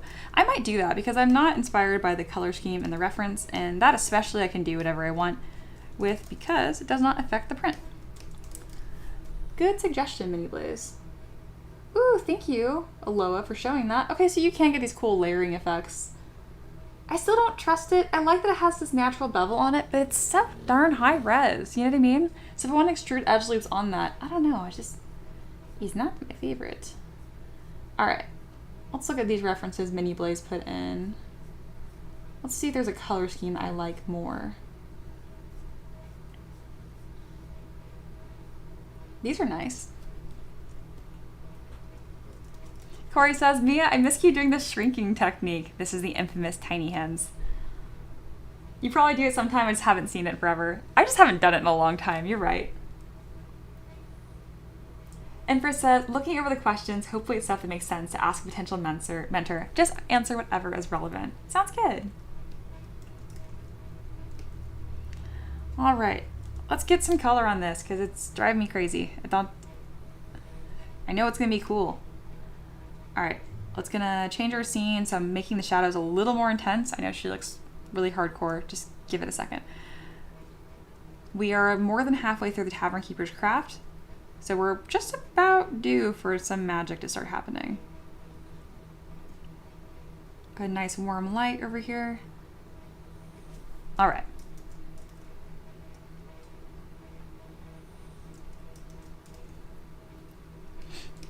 Okay, so first thing we're gonna do, gotta pick a color scheme. I like this a lot. Because she's a Warforged though, I think having this like striking white pale underbase would be really cool. So never work with pure whites, it's just hard to counter. And then we're gonna have a pure white base gonna contrast with black plates with red and blue accents. Okay, yep, I can do that. Here's some red, and then we can do kind of like this deep navy blue. So I'm going to be just focusing on one area right here to grab a couple colors that I like, and then I can play with that for the rest of the model. Yeah.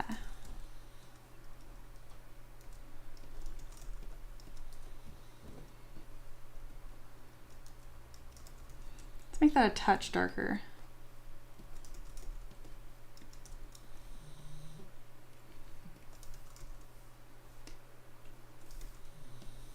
It might make her look a little bit like a superhero.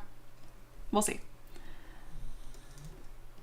I just know I need some different colors here. Why isn't it filling object? There we go.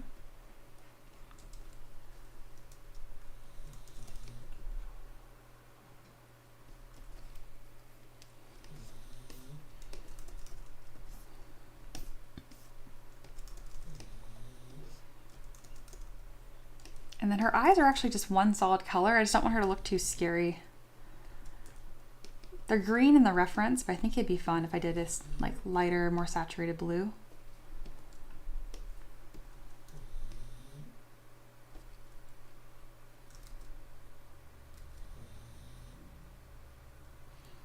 And they're much smaller in the reference too. But I don't want her looking like scary.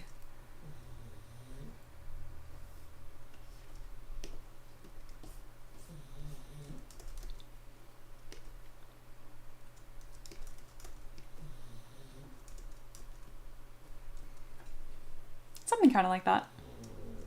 Empress says, I think this is my first time actually seeing anything Warforged related. Yeah, it's not a very common request.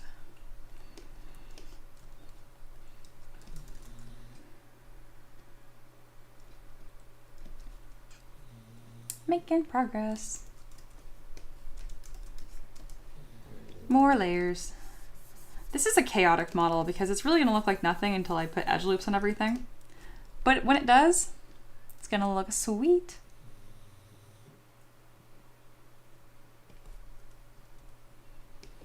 The red and blue, not a fan. It needs to be just one or the other.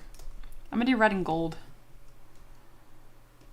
I don't know why it works so well here, but on this, it just makes her look like a weird superhero.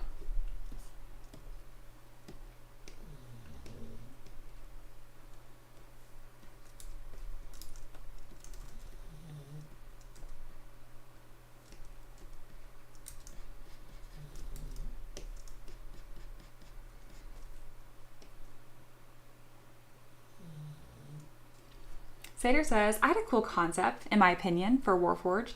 Longer backstory than I want to type out here, but the relevant bit here is I think it'd be cool to have a Warforged that fit a dwarven vibe. Oh yeah, well that makes a ton of sense, honestly. I think that would play together very nicely.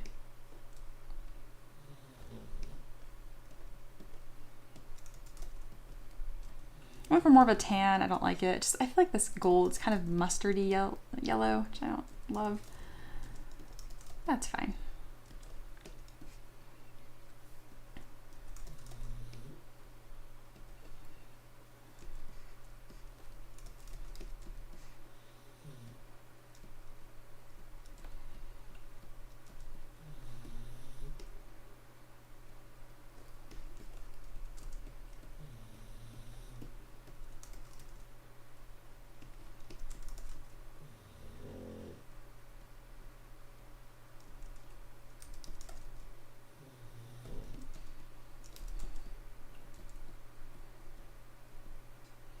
Yeah, we're kind of just moving right along, getting our pieces going. Foxy says, the reason for this one's ridiculous height is that in her lore she was commissioned as a life-size replica of a Goliath, whose range and height is 7 to 8 feet. Oh, cool. That actually makes a lot of sense.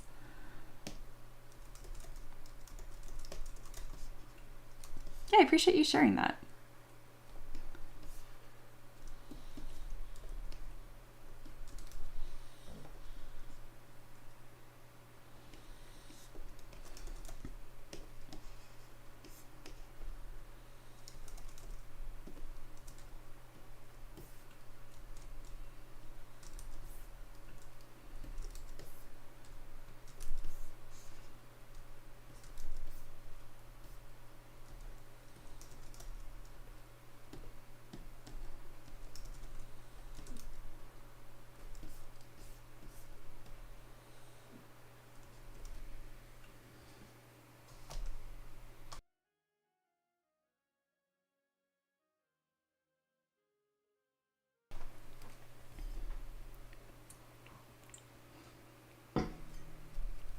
All right, there's 2 more references shared.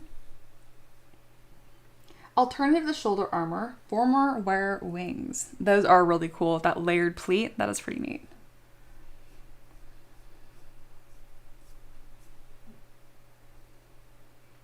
I'm gonna go with this kind of color scheme. I'm not feeling it. If you're wondering, like, why am I still playing with the color so much? Essentially, it kind of brings things together in my mind and kind of sells that character. And she's not superhero to me. I want it to be like this elegant, classy thing. So I'm gonna find a color scheme that I like.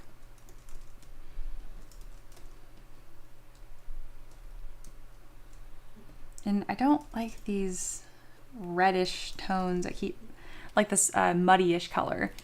But I do like this bright red here. I think that's really nice, that layering. So I'm onto something.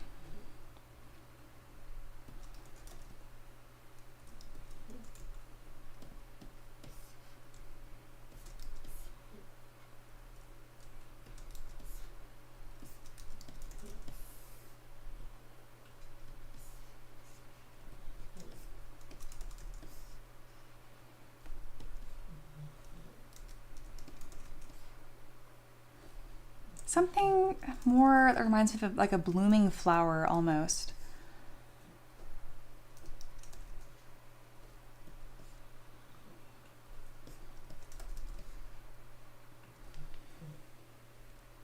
Aloha, cook. Absolutely, that's what I'm doing. Yeah, elegant and classy, but 100% built to F some stuff up. Absolutely.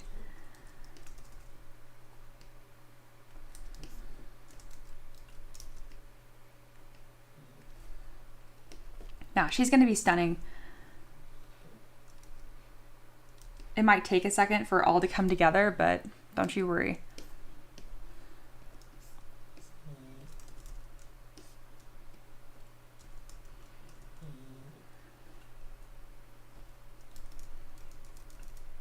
Yeah, I liked her eyes as they were.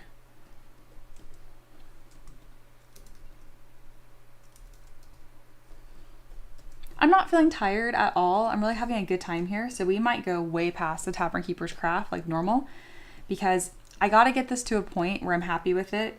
And I'm not searching for like to find that point. I know what I want. It's right here. So I'm just kind of like taking my time and Those that have been here a while know that usually when I struggle with a model, you can tell because I kind of like get a little like frazzled. But with this, I'm kind of just like bopping. It's just like a waiting game where I'm like, yep, getting closer. I can see it finished in my head and it's going to be epic. And I'm really excited for anyone that kind of tuned in and was like, oh, this is kind of odd. What's happening here? This is going to be a really satisfying one to visit later and be like, oh, wow. Okay.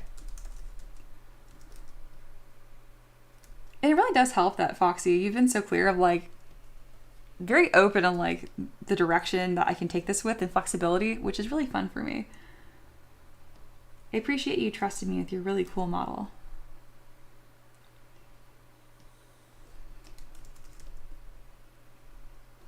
Like already she's kind of getting that classiness, that prettiness coming through in her face. It happens quickly and it's a very fragile thing. Beauty is, it's tricky to sculpt something beautiful. Monsters are not that hard.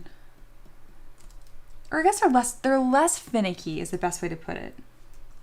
All right, I want a double brow thing happening here and I need my topology to mirror that. So I'm going to, yeah, I think that plate should be gold.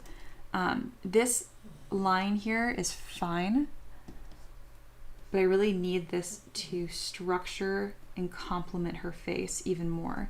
It's kind of like another eyelash shape, if that makes sense. Corey says, well, frazzling is like a roller coaster. It goes up and it goes down. Oh, Pain Dragon's here. Hi, welcome back. We're working on a really cool model today. This is a female Warforged samurai.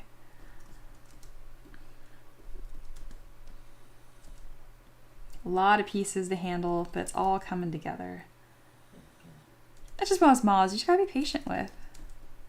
Don't rush it.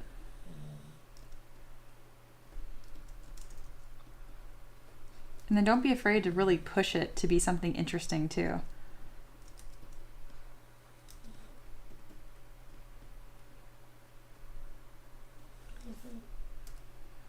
There we go. It's becoming something. It's happening.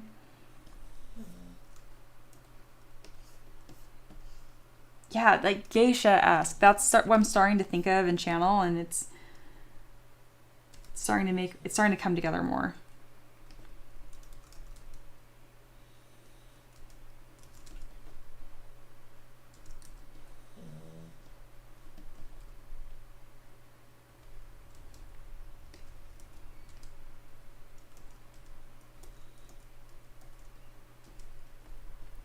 It's gonna be really cool.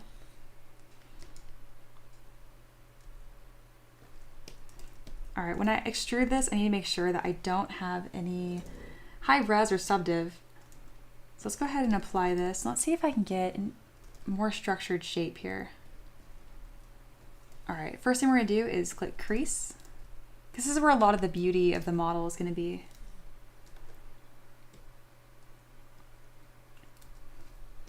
Mirror and weld. And I don't want the entire line here, so let me go ahead and change that to poly loop, not edge loop. There we go. I want that center line. And I also want this ring of topology around her eyes. There we go. This is all going to help structure the face.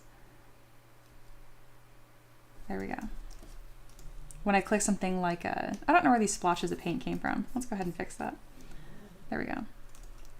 When I subdivide, you're going to start seeing these more like crisp lines form. This line right here, I don't want to be there. I'm not sure why that's happening. A really easy fix is just to nudge the model over and then mirror and weld. It's not the fanciest fix, but it sure does work.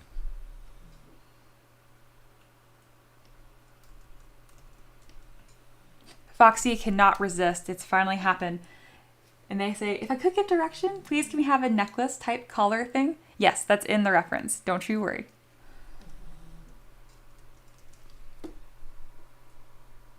Sater says to Foxy, I think it'd be cool, and then mirror on the forehead plate like that helmet I posted. I want to see the helmet you posted. Yeah, this is all gonna be there. Do not worry. We're so not even close to blocking that out. And as Mini Blaze knows, we always have a necklace.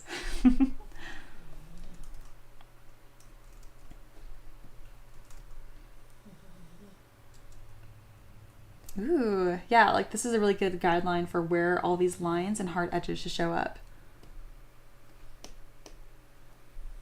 Aloha says another League of Legends reference reminding me of for the mask. Oh yeah, we're on the same page.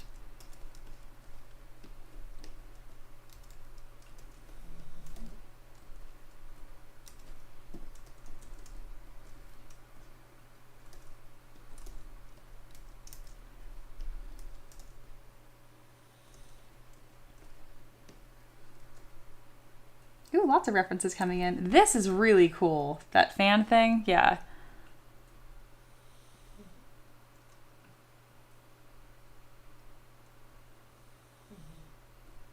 The red on the lips does not look like the lady from Hunger Games. It looks like a geisha. Let's just be clear where that comes from. It's not Hunger Games. It's a lot older than that.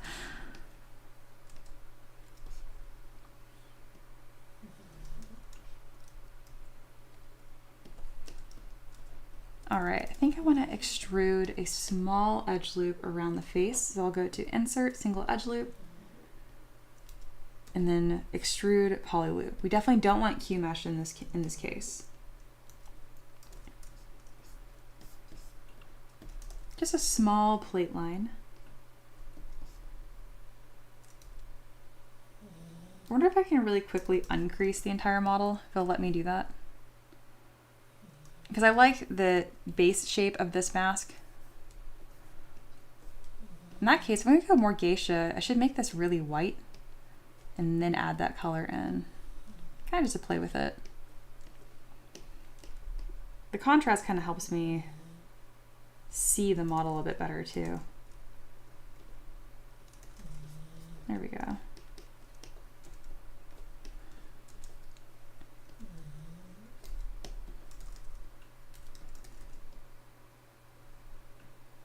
Thank you. All right, let me get that red highlight and that cute little small mouth and lip.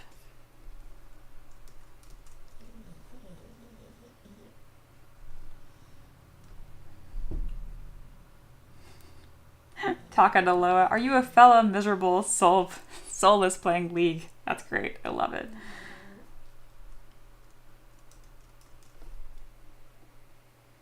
Very cool. All right, a lot of really good topics going on right now.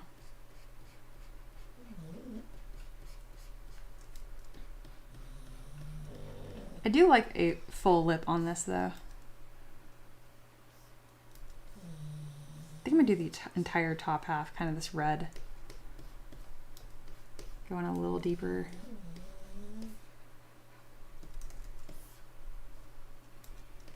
This is starting to remind me of Katara from Avatar: The Last Airbender when she's the painted lady. Like, isn't that cool? Yeah, we're gonna. I got a whole revamp in my head for this model, just for the color scheme. Obviously, the shapes are going to be the same shape language. But I definitely think all the grays in the reference for the commission were kind of, I don't know, didn't utilize like the full uniqueness of the model. Yes. Oh, and duh, Suki. God, what are they called? What warriors? The Kyoshi warriors. Yeah.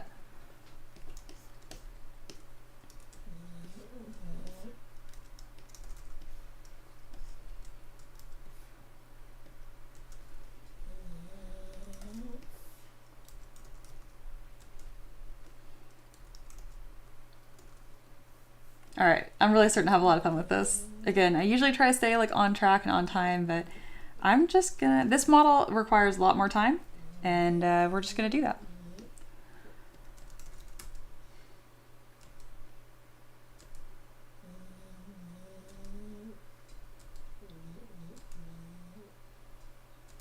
She's starting to look a lot prettier too.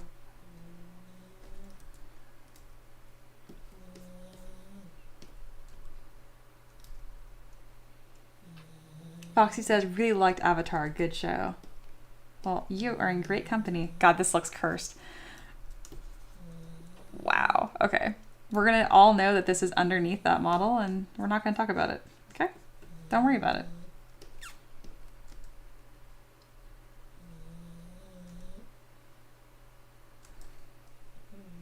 Yeah, the painted lady. Yep, that's what it was making me think of, especially with the lines right here that I'm probably going to add sooner than later.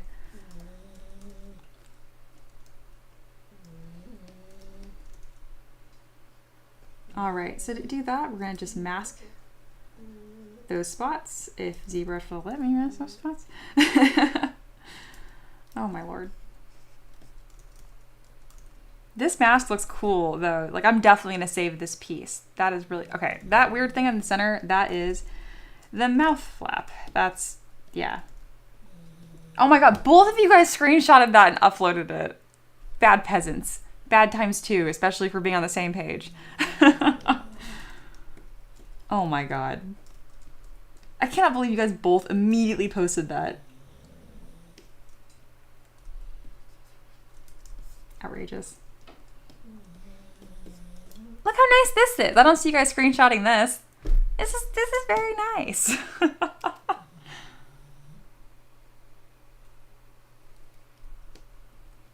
Y'all are the worst. Thank you. Ah. ZBrush crashed because I was being spicy. It's fine.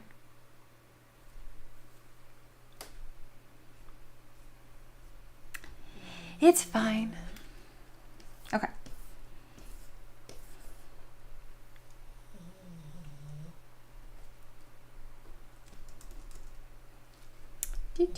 I need my window. There we go. Yeah, we didn't lose anything.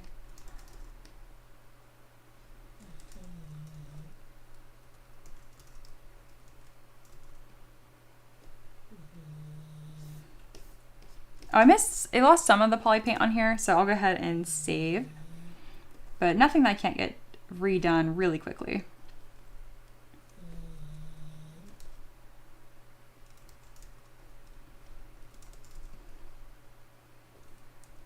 All right, I like black.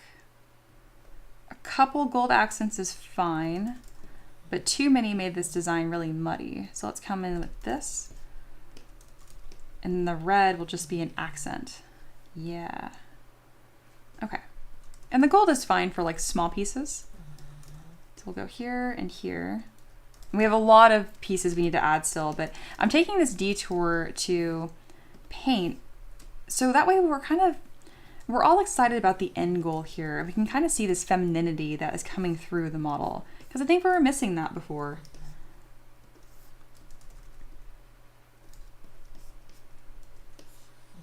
Yeah, I like this deeper red a lot too. I think Corey mentioned they were enjoying that.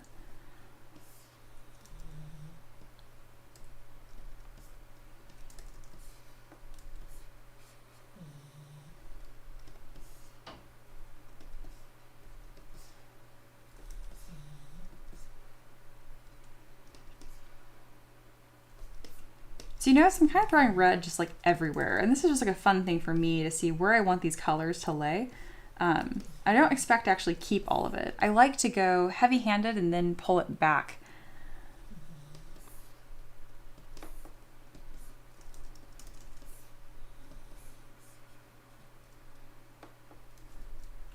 I'm not sure where to add these gold accents, but I will. All right, let's get some more work done on the face, because that's really kind of where this model is starting to take off and make sense.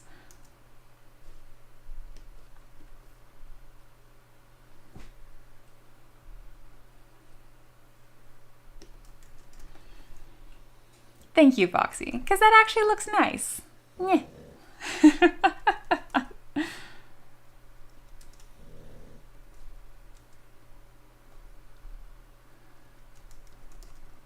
All right, I'm really refining the mask right now, and I'm making sure to look at the original reference a lot, because I'm not pushing these quite as far as they go in the reference. And then these cheekbones are stronger as well. So I can take my standard brush to build that up. Crease. Let's see what polish does. Polish makes it look a little soulless, so we'll just need to be careful with it.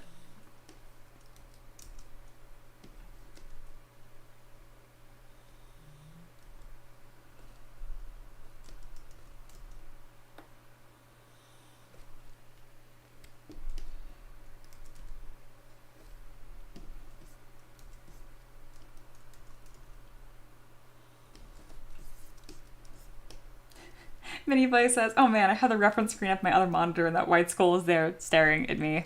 Yeah, sorry. Jump scare. Foxy says, I like the reds and golds, but I'm not well practiced at mini painting, so I'll have to practice with something else. Or just paint and print a bunch of these. I'll get better at it.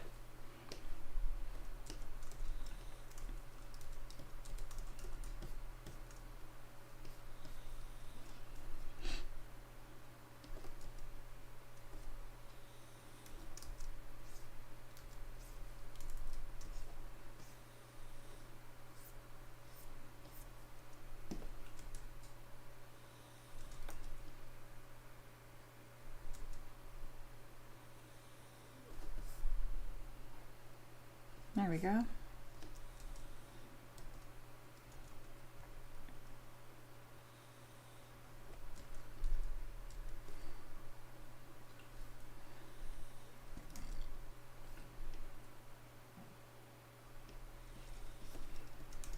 All right, this is starting to come together.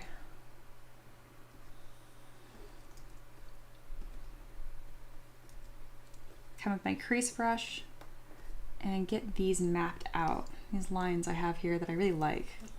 So now I polish my features. It should sharpen it up a touch, but I don't want it to be too smooth. That is closer to the reference, but we got permission to make some choices here, so.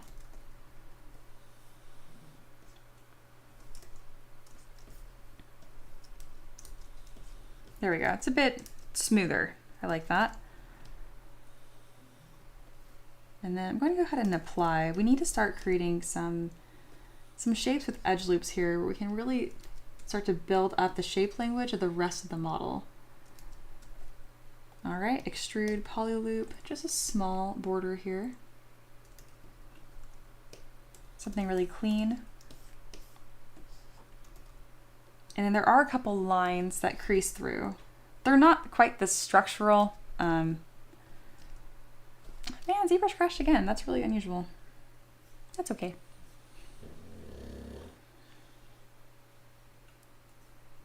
Sad. Okay, I've recovered. All right, this is why I have a million quick saves. I'm a little frustrated because I'm starting to cook. I'm making some cool decisions, and a lot is happening every 3 minutes. So it is a huge bummer when I lose that progress. Yeah. Okay. So what I can do to fix that is I can literally just I think it's Command S and force these little quick saves all the time. I just usually don't have to do that. Not a worry.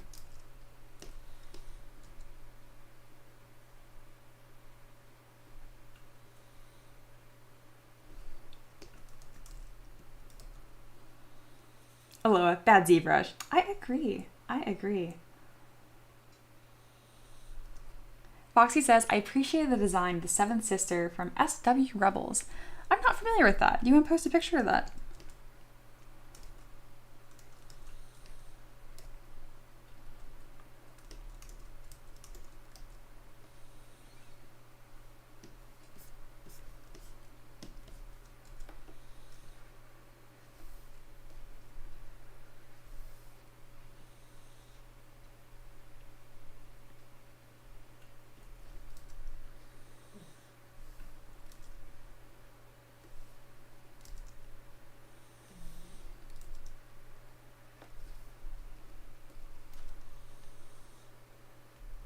There we go.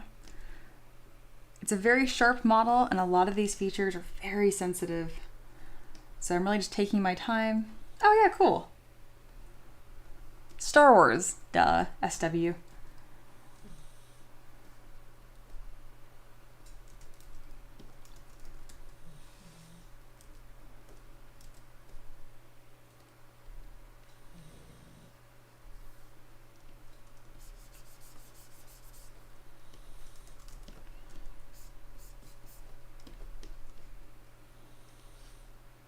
There we are.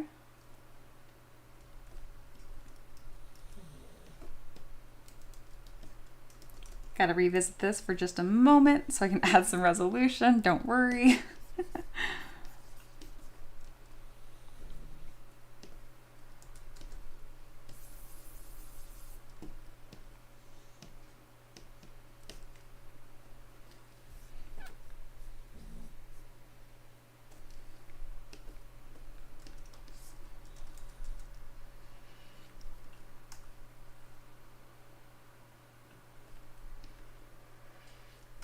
And there will be a mix and match of some hand sculpted elements in addition with all the plates that we have.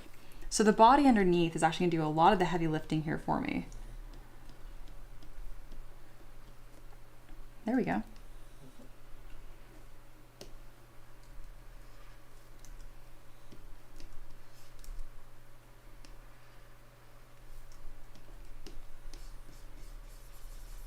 And a nice trick to make this look even more hard surface is just to run a quick clay polish over it. Beautiful.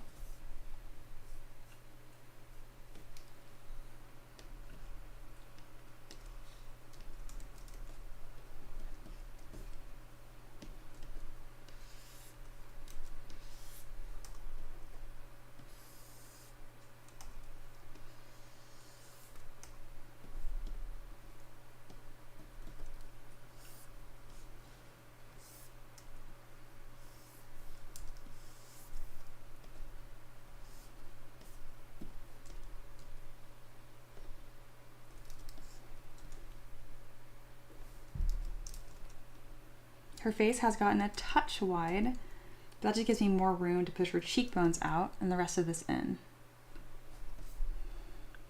There we go. Coming together.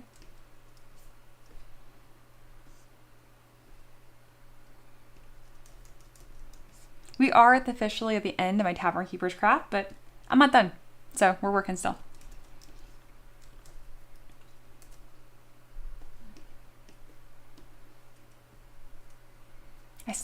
It's not at a point where I want to leave it yet.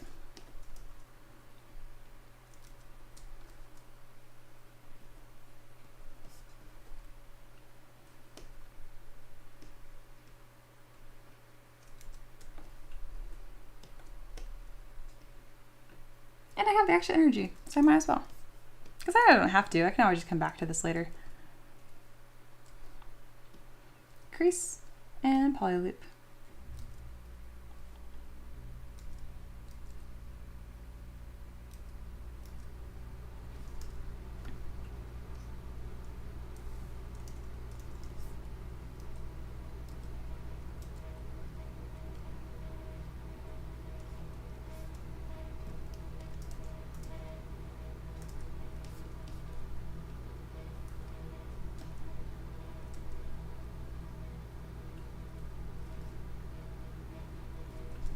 I'm gonna have this kind of ripple all the way back, kind of like a flower almost.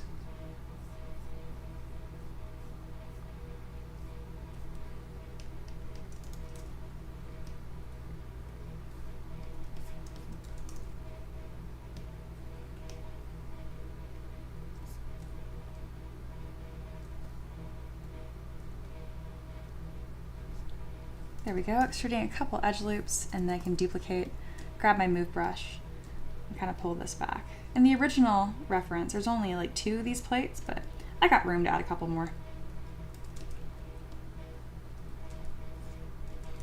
It's also more of that samurai look too, kind of feels like a helm.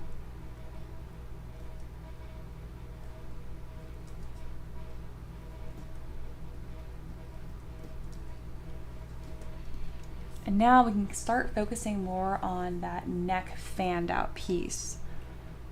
Yeah, that's gonna be really cool. I think an easy way to do that is to reutilize this section here. Let's see what I can do with that. I'm gonna turn off symmetry and we're gonna just work on one side at a time. I might need to construct this directly to her neck, but I'm pretty sure it's a very similar layering that we have here. So let's see what we can do. I already kind of striked out some lines here of where it's going to incorporate into those plates on her chest.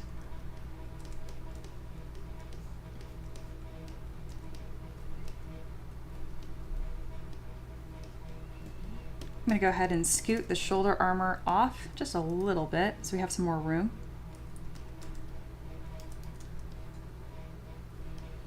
And this will be a much larger collar that I will then use to create that little fanned piece. Speaking of, let's go ahead and just throw that little fan piece on here. I'm gonna use my mask brush, extract, and ZBrush. Kind of reminds me of like a little ascot. Very cute.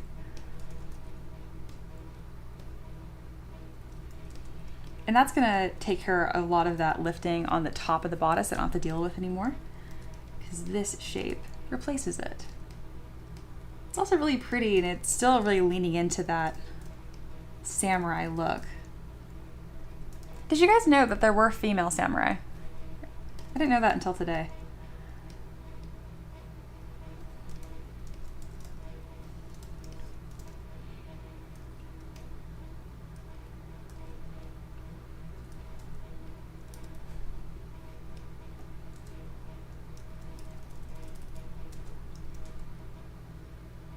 It's very important that everything is tapering and looking really sharp.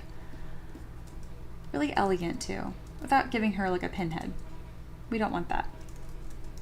No pinhead. I'm gonna scoot this collar over and then just do a quick mirror and weld. And then I don't have to do that topology by hand. Amazing.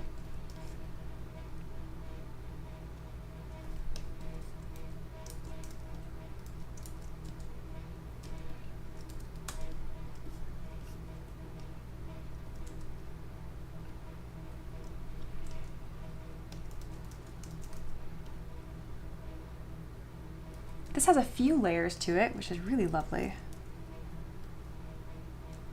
And then it even kind of travels up her neck a bit. We won't handle that quite yet. Oops. There we go. I want it looking more like porcelain. She's starting to look quite beautiful, I think.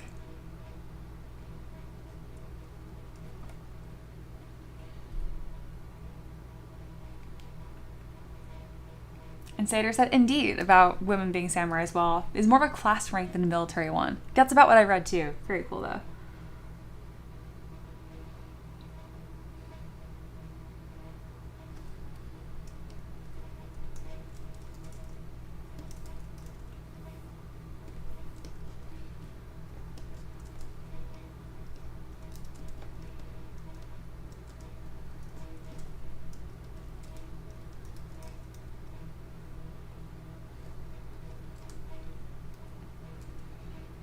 Kind of a ring that insets here and then a stripe that matches the same on the front of her boots.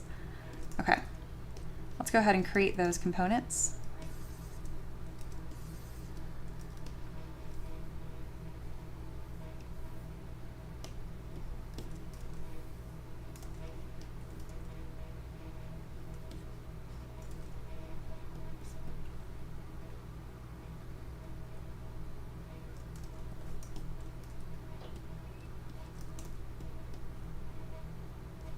It's not going to remesh much, is it?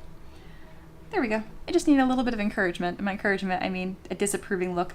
There we go. Perfect. That's going to be a bit larger, and it's actually going to have quite a bit of thickness extruded to it, and I'll do that using dynamic. Perfect. I'm going to go ahead and apply that now, and then give it that lovely gold color.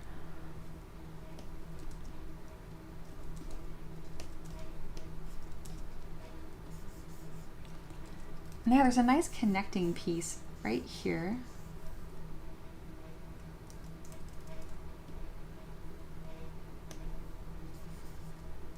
Let's increase my resolution just by 1.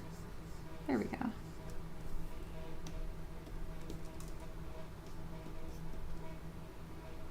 Similar to before, I'll use that crease line. It's kind of a guideline for my polish by features. It's a really powerful tool if you know how to use it. Like that, and then polish by features. Even though I ZBrush it goes away, it kind of just creates a better shape.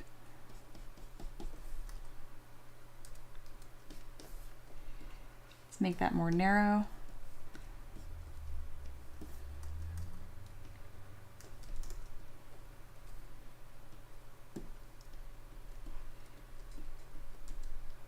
It's really going to be a groove that kind of sits in her arm. So we'll go ahead and carve out those lines using Damp Standard. Again, the body is actually going to be doing a lot of the heavy lifting for like the more subtle looking circuitry. There we go. Let's put an edge on this, and then we can inset the piece we just created into this. 1 and 2. Perfect. Now let's go ahead and kind of shape this to those guidelines we just made. Yeah, so whenever you're working on hard surface, it's really important. Just take things one step at a time. Don't rush the process. Don't freak out. This one, especially when you're doing hard surface, I find it tends to have a longer ugly phase. And that's probably the big reason why I kind of gravitated towards more sculptural stuff, because I think it's a little, there's more to hide behind. There's more detail, more stuff to kind of mumble your shapes through. When you're doing hard surface, you really need to like commit to like, this is what that shape looks like. As you can tell, I'm no longer afraid of it anymore. Now I'm having a great time. This is very fun.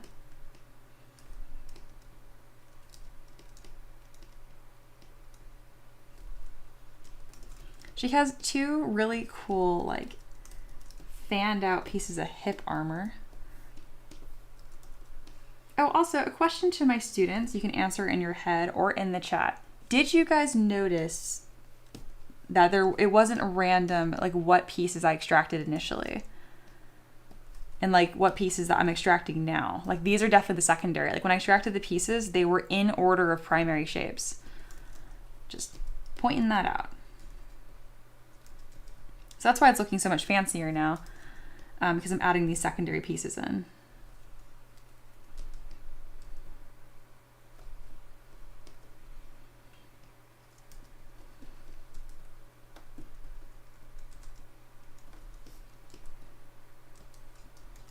All right, and this ridge does sit under the bodice, actually. Empress said, I did not. Now you know.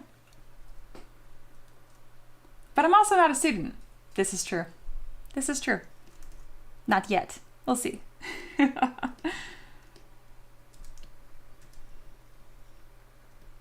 yeah, it's never random, the things that I'm working on or developing first. Does this have thickness to it? Stop acting like you have thickness. What? Delete. I have some little triangles right here that are being silly. There we go.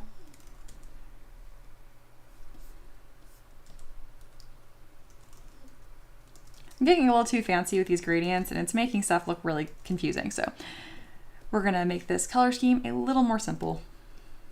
There we go. Too much noise.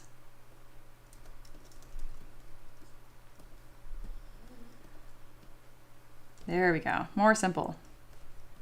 No gradients. She got gradients on her skin, that's it. The rest of it's looking like a mess. Much nicer.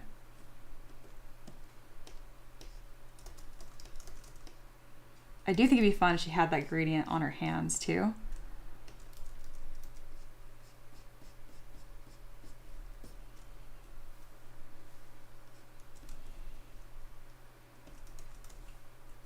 And if I do want to do a gradient, that's fine, but it needs to be blue toned to not clash, and dark on dark. There we go.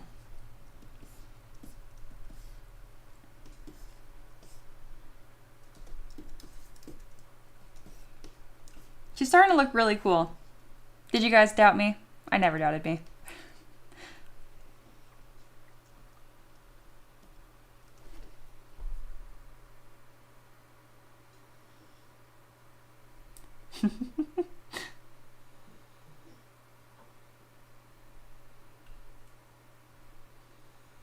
And let's see, you guys are talking about the mentorship, I think.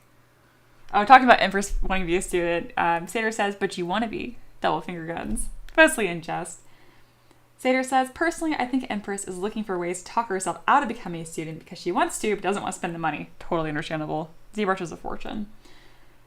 Darn being an adult having used responsible uses for money. Am I irresponsible? Am I an irresponsible spend? Yeah, you're not wrong. It is art. Empress agrees, not entirely wrong. And Foxy has a very good point, because Foxy's actually interested in 3D as well. Sometimes you have the disposable income, but not always the time, you know? It's very true. But not always and often little. Very true. And yeah, Sater, I agree with you too. This is also my words. Wasn't meant to be critical. 100% get it. Yep. Even if I had the time, my wife would be like, you want to do that? Why?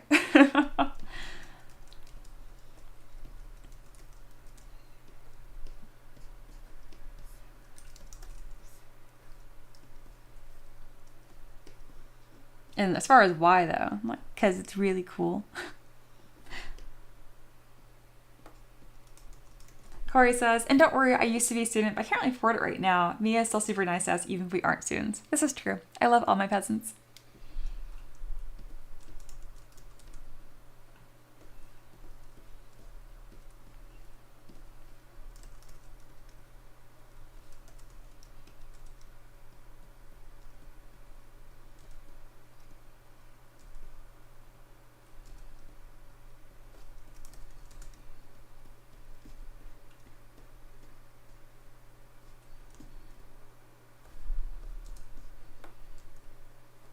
Adjusting some of the shapes here and the way everything fits together. Making progress, just one step at a time.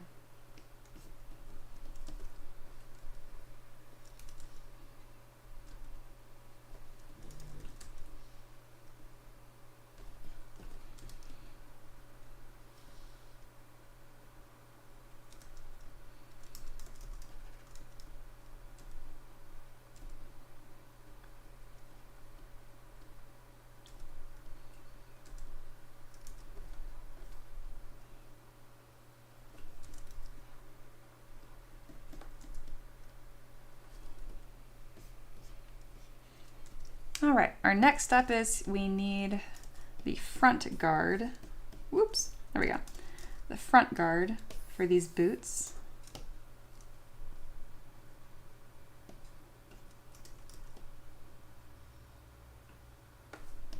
Perfect. It's not quite small enough, so let me go ahead and inset that a little bit. I can just do a simple polygroup there, delete by hidden, and ZBrush. Just Lingual said, am I a lower class of peasant if I haven't been a student yet? No. Well, I mean, if you haven't been a student or a patron, maybe. Perhaps. I do have a new tier on Patreon. It's only $3. And there's a 1 week free trial, so it literally has never been cheaper to be a patron, and it could not be cheaper because there's a 1 week free trial, which, did I mention, is free? All right, making good progress on this.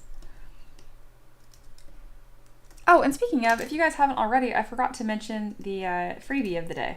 It's a bat swarm. It's really cool, so check that out. And at the very least, go to my Patreon and go get the free file. And then if you happen to trip and fall and hit the 1 week free trial, that's okay too. Sater says, someday. Absolutely. I'm going to be here for a long time, so I'm not worried.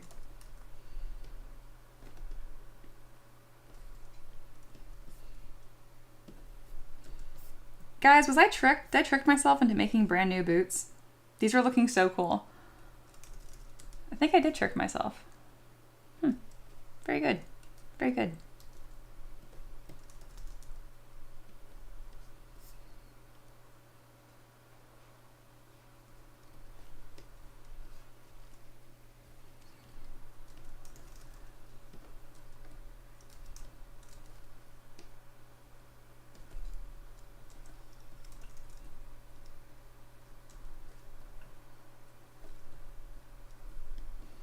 Her knees are looking very bare. We'll need to do something about that. Also, I noticed that her knee armor isn't layered like everything else. I do think this would be a good opportunity to have a little bit of layering, just like the rest of the armor. Even if it's just that.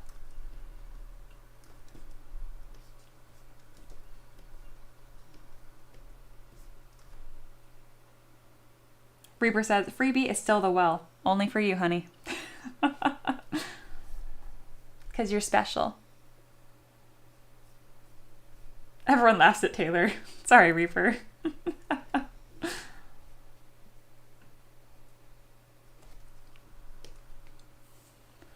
right. So we are way past Tavern Keeper's Craft. We're coming up on the 2.5 hour mark, which means this is supposed to be happy hour, but I don't know if we're going to do happy hour today. If you are a student though, like active student, and you do have questions and you're like, oh no, but happy hour I can ask questions. You can't ask them now. You know what? Bam. It's officially happy hour, but I'm going to keep on working on this. But now you can officially ask questions and whatnot.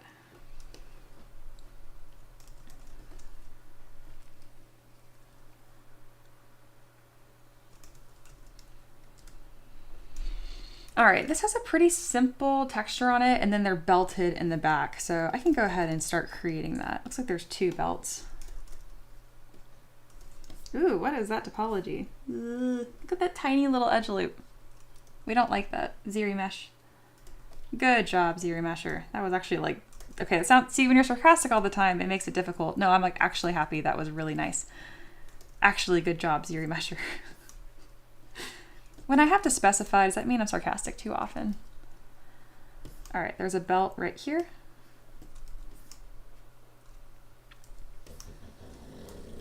Oh, it's because I have symmetry turned on, so it's acting dumb. I could have told you that.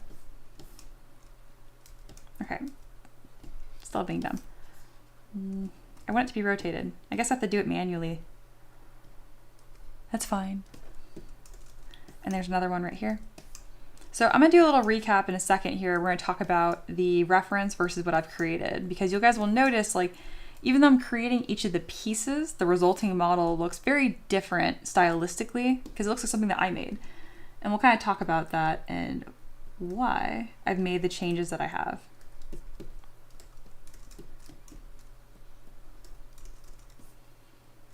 There we go. Mirror and weld, mirror and weld. Turn on symmetry. Tuck in the little straps. Yeah, these new shoes are cute as heck. Oh, I'm really happy about them. I didn't even know I was making them. That's even better. All right, and then these guards are still too darn wide. My lord. Okay. We're gonna just mask manually the shape that I want. And then click. There we go. Delete hidden. Polish by features. Finally, it's happening. And it is a little wider at the top. So I'll choose my inflate brush for that. And then flatten with my move brush. The topology is a little funky, but I don't want to get too much lower poly than that. So I went ahead and subdivided once. I don't want to lose my color though. And then polish.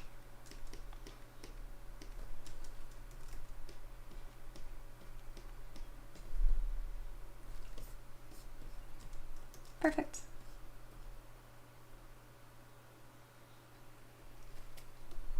Foxy said, when playing the character, her boots were something she took a fair bit of pride in and care. She liked fancy boots. No kidding. That makes me really happy because I'm having a lot of fun making these fancy boots. I love when it's like a happy accident where I end up like kind of connecting with the character on something I didn't know about. Unless you included that in her backstory. I don't remember reading that, but it's possible I missed it.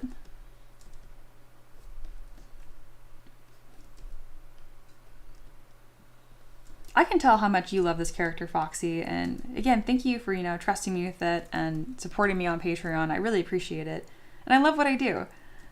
I will ask, how much of a jump scare was this work in progress? I'm sure you can kind of see the direction now, and now you don't have to trust the process as much as like you can just see it's happening. But I want to know, at the worst moment, maybe it was around here, if you were just like, oh God, what have I done? I won't judge you because I always had faith in myself. Which is partly my job, so good.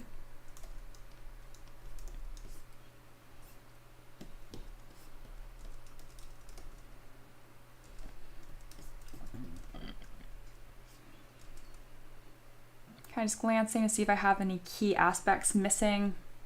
I do, but it's mostly happening. These need to move up, and then her joints are like typical animatronic joints. These are gonna be really clear and really cut out.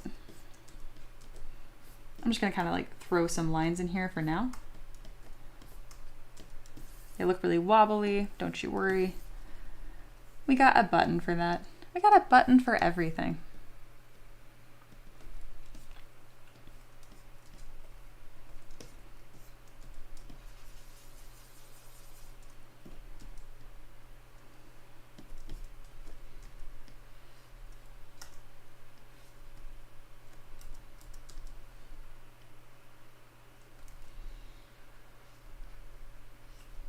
There we go. I just had to go with a little bit of a different style. Something a little more clear.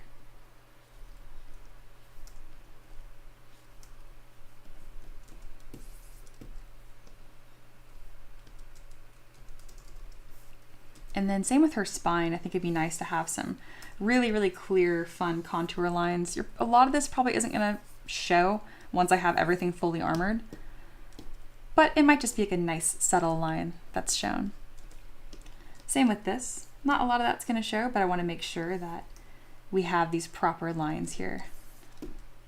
And by, I keep saying lines, I'm talking about joints, but for some reason I keep calling them lines because that's what I'm drawing. Like her elbow is mostly not gonna be visible, but I still want these construction joints here, even if I can't quite see them. Her hands I'm probably gonna sculpt by scratch, but just as like a quick line, we can go ahead and create some joints here. I'm gonna reduce my lazy radius. I'm always surprised that even just doing some freehand work without like classic modeling really goes a long way when it comes to these little hand joints. And I've done them enough times that I've gotten half decent at them.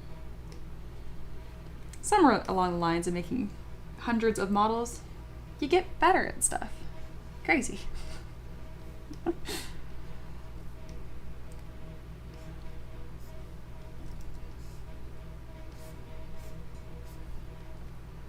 What's really nice about like this style that I'm sculpting on here too is that it does paint and print really, really well, which I always keep at the forefront of my mind. Perfect. And then I like to really accentuate that beautiful curve of each finger line, kind of like circuitry. That's what I'm thinking of when I do that.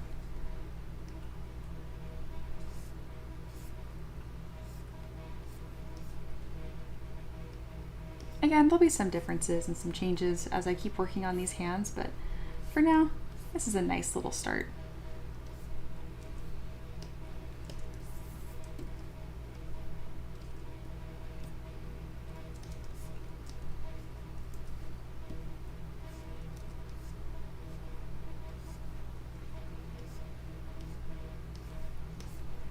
Perfect. Same with this, I like having those kind of contouring body lines underneath, even when they're not always visible. Because you will see some of these lines poke through the armor. All right, I kind of carved through a little too much. There we go. You notice I'm tracing along this thigh muscle right here. Just like that. And then a curve right along the outside. Get a little mask, clay polish, and the same treatment right here.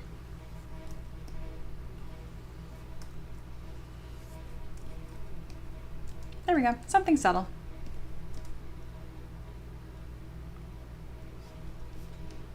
Coming together.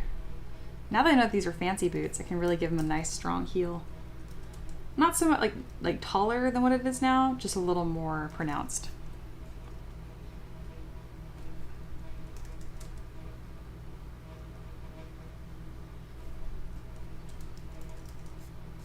Gosh, this has been a lot of fun. I think it helped. I mean, I went into it with a really good attitude. I think this model would have wrecked me a few months ago. But now I'm like, I got this. I got this. All right, I went ahead and duplicated this, but I need to create some layering.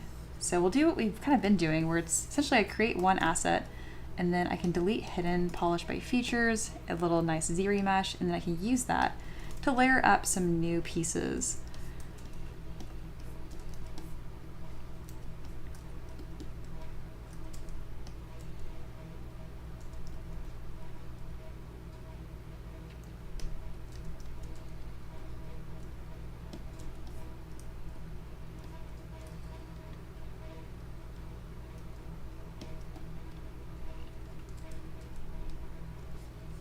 I do want to make sure this looks like that samurai layering of armor. So I don't want to go too ham with this because I'm not looking at my reference. No, we're going to look at my reference. As I said that, I was like, that's dumb. Just look at your reference. Here we go. I got a lot of cool stuff here I can look at. And I do have some that's pinned. There are pinned messages. Oh, I pinned the weapons, but I didn't pin the armor. Here we go. They have more like this simple bracer. Hers are more flowing. Yeah, I'm gonna go closer to what's in the reference already. I do like that. And it kind of has this really nice V right here. I just need to rotate it so it sits on the arm a little higher. And instead of manually and painfully adjusting that myself, let's not do it painfully. Instead, I can just kind of paint this with my modeler brush. Bam. Polish by features. Give that a nice little point, little flare. And then of course that lovely, beautiful gold color. There we go. That's sitting more correctly as it should. And then of course there'll be a lot of fine tuning that comes in later still. All right, making progress.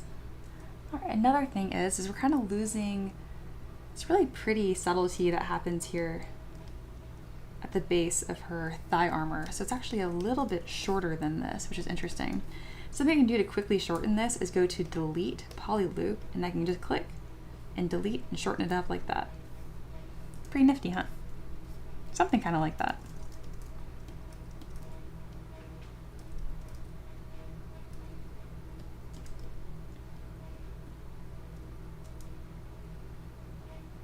Yeah, I want the knee armor to be really small to kind of like exaggerate how lanky and tall she is.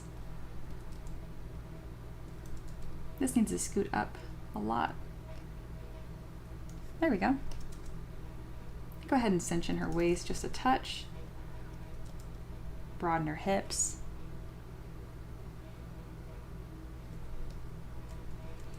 And then another really strong aspect of this is she has like this trim piece on top. So it comes up and then swoops down.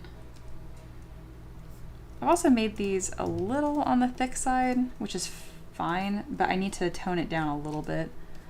It's kind of making the model look disproportionate compared to the reference. And she does have fairly narrow legs, which makes sense because she's so darn tall. And yeah, so it's cool. These kind of pivot up to contour with that knee armor. All right, making progress. Weird joint in the back. That's gonna get some structuring.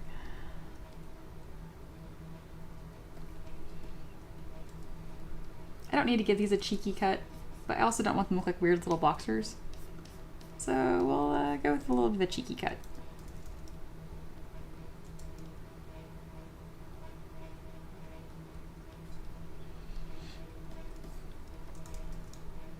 All right, come around nicely. All right, and I asked Foxy earlier, I'm like, hey, like, did this get you? We were like, oh God. And Foxy said to me, I'd have to review the stream for that, but I think it was much earlier. I could see the direction. I wasn't too worried. Oh, well, it's good. I appreciate your confidence. Maybe when Blaze are talking about the weird flag thing, the reference channel. Oh yeah, never worried about other people, like peasants' references. I'm going to make all the decisions, so don't you worry.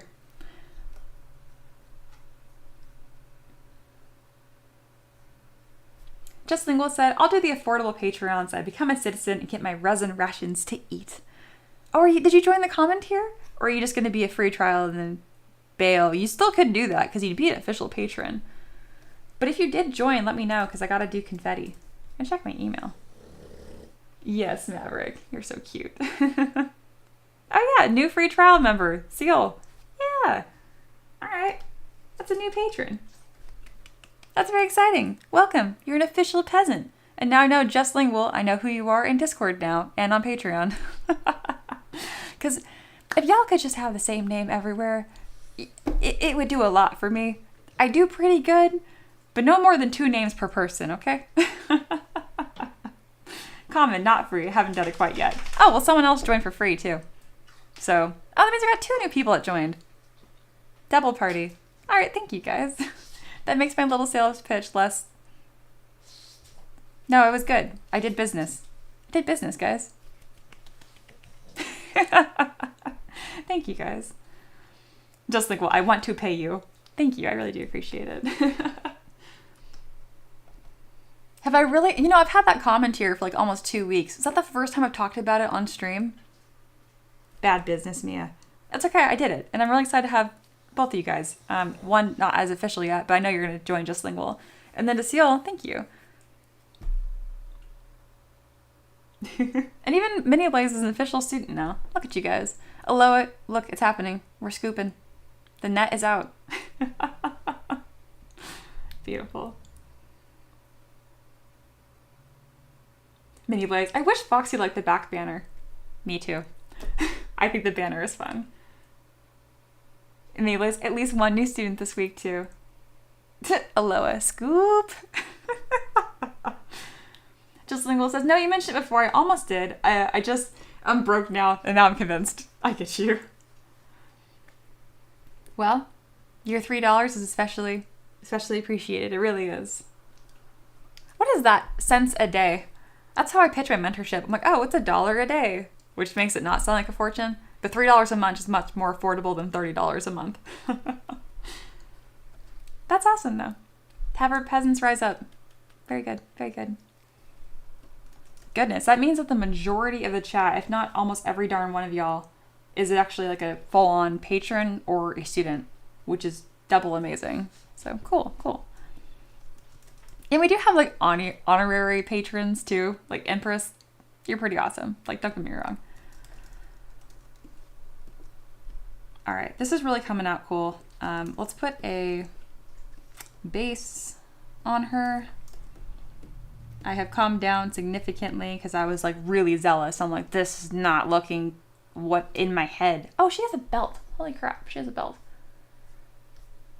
She has a really pretty belt. Where do I put that on this big old hip flare I did? I'll figure that out.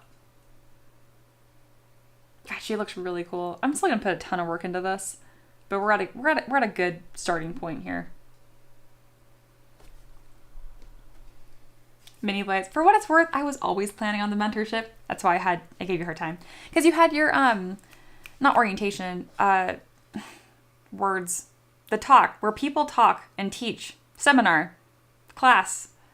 Oh God, I cannot remember. It was at a con that you were going to talk to, like, go to. Anyway, I figured you'd join after that. Anyway, you said, I just had no time. I had to time it. I spent a lot of extra money last week at the DepthCon and stuff hubby got for me. I had to adult. This is true. Mini Blaze, save. Save. Yeah, you're right. I haven't saved. What would I do without Mini Blaze? Aloha says, downing some resin right now for each new student. Are you taking resin shots? Is that what you're saying? Oh my God. Sater says, yeah, I've watched a couple videos and stuff like a DepthCon would get me in big trouble. Yeah, the trick is just to not go. I don't leave my house, but when I do leave my house, I am expensive. Are you itchy? Maverick is awake. Maverick is like, why are we still streaming? Yeah, we're coming up on 3 hours, which is about normal. All right, we are going to start doing a base. Bam. Disappointed about the boots. Oh yeah, we didn't do the little toe, which is cool. All right, what are we thinking about the base? What fun, cool thing can we do for the base? Since you're here, Foxy, it's kind of like you get a little bonus model. If you ask for a really cool base, I'll probably do it.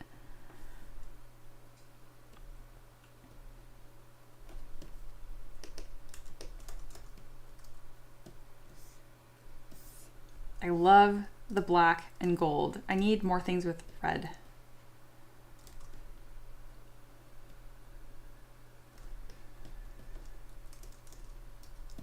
do a gold line.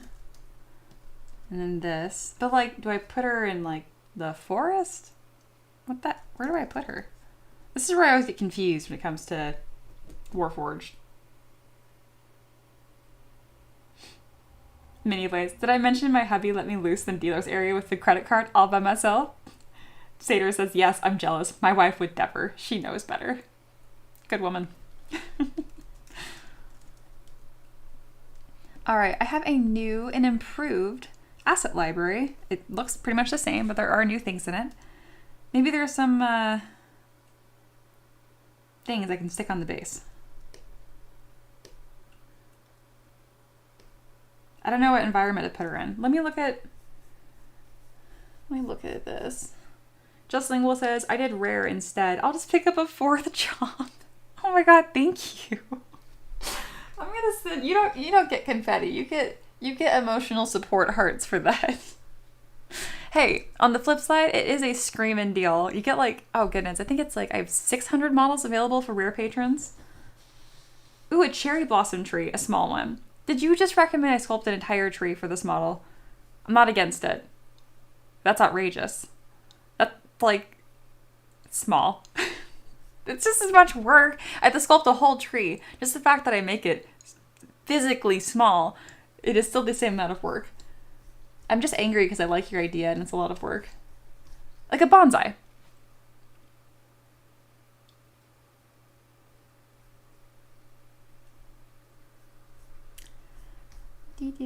But seriously though, Just Lingual, thank you so much. I'm really excited to have you. You're an official patron peasant. My goodness. I need to get some more fun roles for you guys in Discord. There's just a patron role, but I don't know. I understand the appeal is like the hundreds of models, and you do actually support me, and I'm gonna buy a house in the next year, so it really does matter. But I don't know. If you guys can think of more things for me to spoil y'all with, just let me know. Okay, I'm looking at the backstory here to see if they talk about any sort of environment. I know it's a tabletop game, so y'all literally travel, but I don't know what type of world they're in. I think Foxy's like at work. Come on, Foxy. This is more important than work. Just Lingual did just get scooped. My dog is rolling around the floor being so cute. You know, like when they lay on the floor and like rub their head in the carpet. Are you cute? Oh my god. Just Lingual, get scooped. Love that. Alright, I can't figure out what I'm gonna put on this dumb base. I think I'm just gonna like give it... You know, I think the base with like the little daisies and stuff could be cute. Foxy. Sorry, what was the question? Oh, I'm complaining about the base. Yeah, it's not a big deal. Sorry, I was being sassy. I didn't know you were still here. I don't know what to put on her base. I was thinking of just like grass. I have a couple flowers here. Or because like just rock seems really cold, you know? And I would like maybe like a tiny torii gate. That'd be cool. Can I fit that on there? Now that I've said that, I feel like I really want to do that.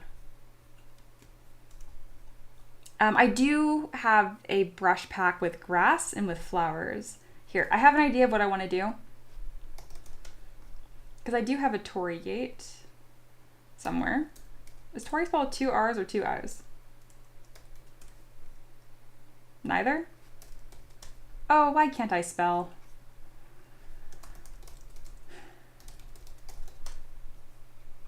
Looks confused. A little bonsai tree. It's very funny you say that because I was just giving Mini Blaze a hard time. Mini Blaze is going to come in being like, see?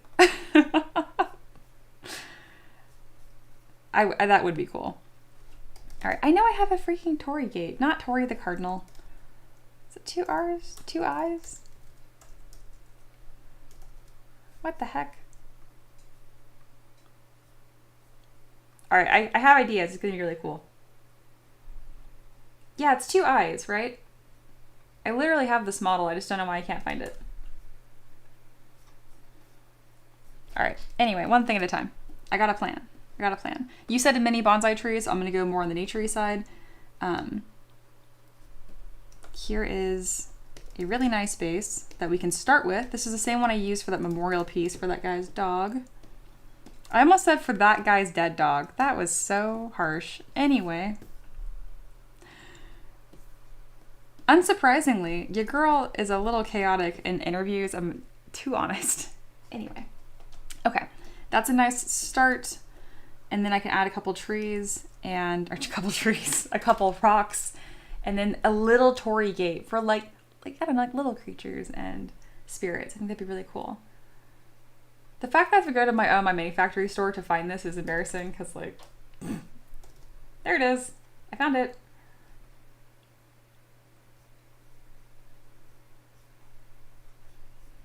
I'm worried about the bonsai tree being hard to print and really fragile, and I don't want to sculpt the whole tree.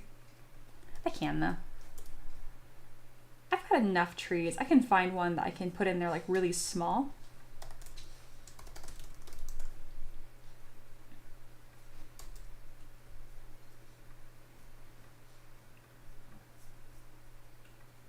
Japanese stone lantern and some arrows. Lotus flowers. Yes. I know, Empress. I know. Rough. That's like a double pun. I love it. Got more messages. Ooh. Good call. I might need to just make this anyway, just so we have these. Oh my gosh, you guys are not gonna let me stop working. There's too many things to do. Okay, that's fine. I guess I love my job. Yep, I have to do that now. Okay. I'm still gonna import this torii gate because it's cool as heck. It might not stay on the model because they're supposed to be like big enough to walk through. Wow, I am blinded. Ah! Go away. Jeez. All right, but yeah, look how cool this is, right? Like, bam. I know it's like a whole ass torii gate, but like, what if I did it like really small and just like, I don't know. That doesn't make any sense. Yes, it does. What if I put it behind her? Are we fine with that?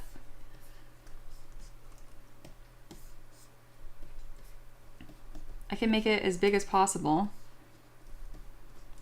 Okay, it's not the most player-friendly thing, I guess. It's more like a diorama piece.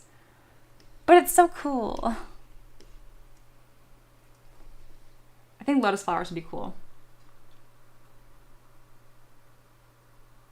Sater mentions she's gonna have to be bigger on the base to push the height. Yeah, she won't take up too much space, so I'm not worried.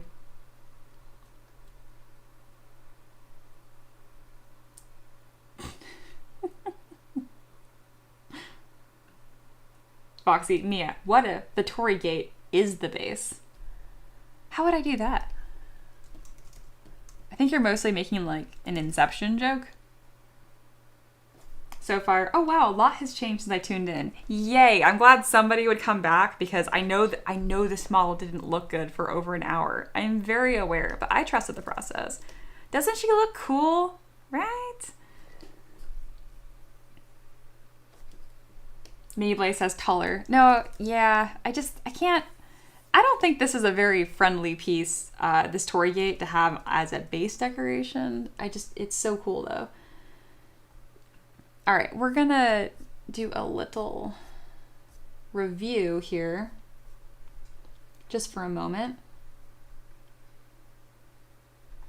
Here we go. I think I did a really good job with this character, and I like my color scheme better. It's more fun.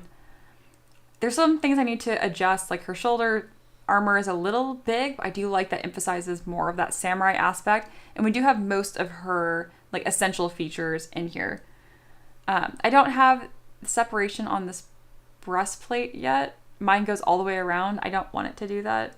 Okay, I need to fix that. But everything else is largely here. And I do think it's a very severe face without looking like soulless. Like I do want her to look, you know, sharp. And especially the fact that you mentioned like that she likes her fancy boots. I'm going to make these boots a little bit more of high heels. But for the most part, we have the character done in broad strokes. I'm very proud of that in 2 hours for a style that I really don't do. So yeah, this is really cool. Foxy says she does look cool. I'm very looking forward to getting a weapon and cool action.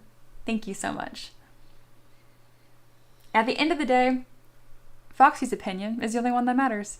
It's just the truth. So I'm glad you like it. I'm really proud of it too. Just Lingual says, so far I feel that. I watch between work and classes. She's the fastest sculptor on the platform that I've found. Thank you.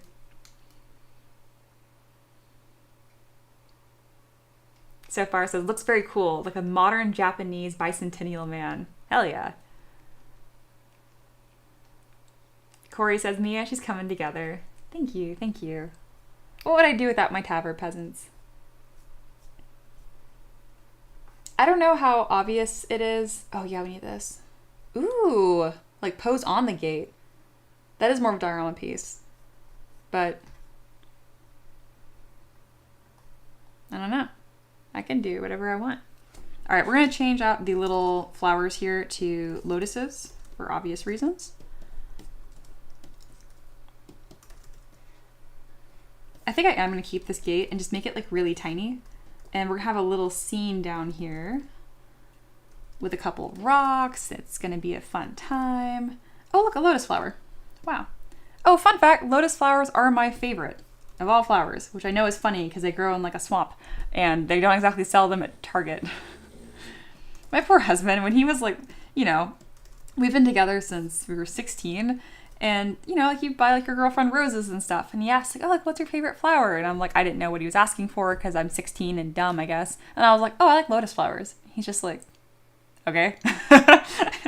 He did not, in fact, get me lotus flowers. What a slacker. I guess it all worked out. We're still together and in love, I guess. Jokes.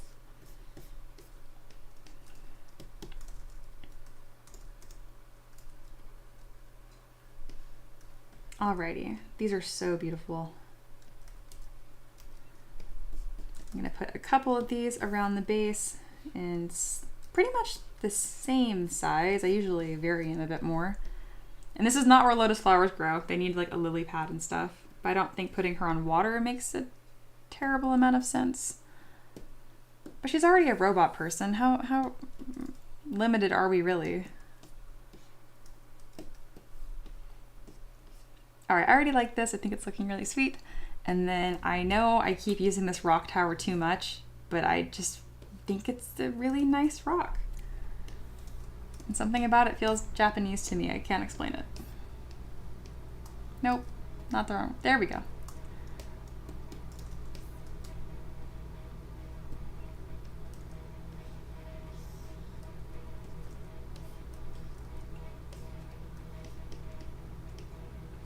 The tiny torii gate makes no sense, but I do like it. Ember says, it's also my favorite flower. No kidding, and just linguals. Oh, what the heck? I love that so much.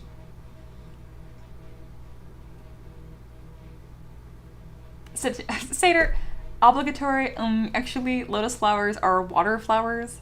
Yeah, water what? Water flowers. Weak, actually. Maybe patches of water? I can do that. Ooh, so far, a Zen garden stream, like the one they cooked noodles on. They cooked noodles on streams? I'm learning. But I do like the idea of cutting through this with a little stream of water. I can do that. She says unsure. No, I can do that. Water. What the hell does water look like? Blue. Water looks blue. Dynamesh. Blue. Oh, okay. I'm having ideas are happening. This is a problem I have not ever had to solve before. You guys know how I feel about solving problems. Positive. I can do like a little streaky streak thing, and it will look quite water-like. Ooh, look at you guys go. Mortal dog. That's so fire. See? I was complaining about y'all earlier. You, unintentionally specifically, y'all have different names everywhere. As long as it's no more than 2 names per person, it doesn't give me an absolute stroke, but it's close. I think what I have right here is nice because it could double for a Zen garden. I kind of like, if it's blue, it's water, and bam, now it's sand. I know what sand is called. And yeah, wouldn't it be cute to have like the Torii gate over the water? Okay, this makes it look like she's Godzilla height. But is that such a bad thing? Okay, what are we thinking about this base? I think I love it.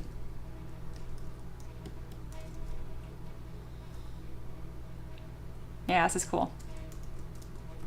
Aloha. Ooh, Mia, I have a question. Jumps up and down. Foxy, LMAO. I'm definitely getting my money's worth. To be fair, I definitely give you very, very special treatment. 1, because you've just been pleasant. 2, we hung out and talked yesterday, and I'm like, yeah, I actually like you. And then 3, you're an annual patron. So I know I got you for at least a year. I'm gonna do my best. Like, you get treated. Nobody look at Aloha.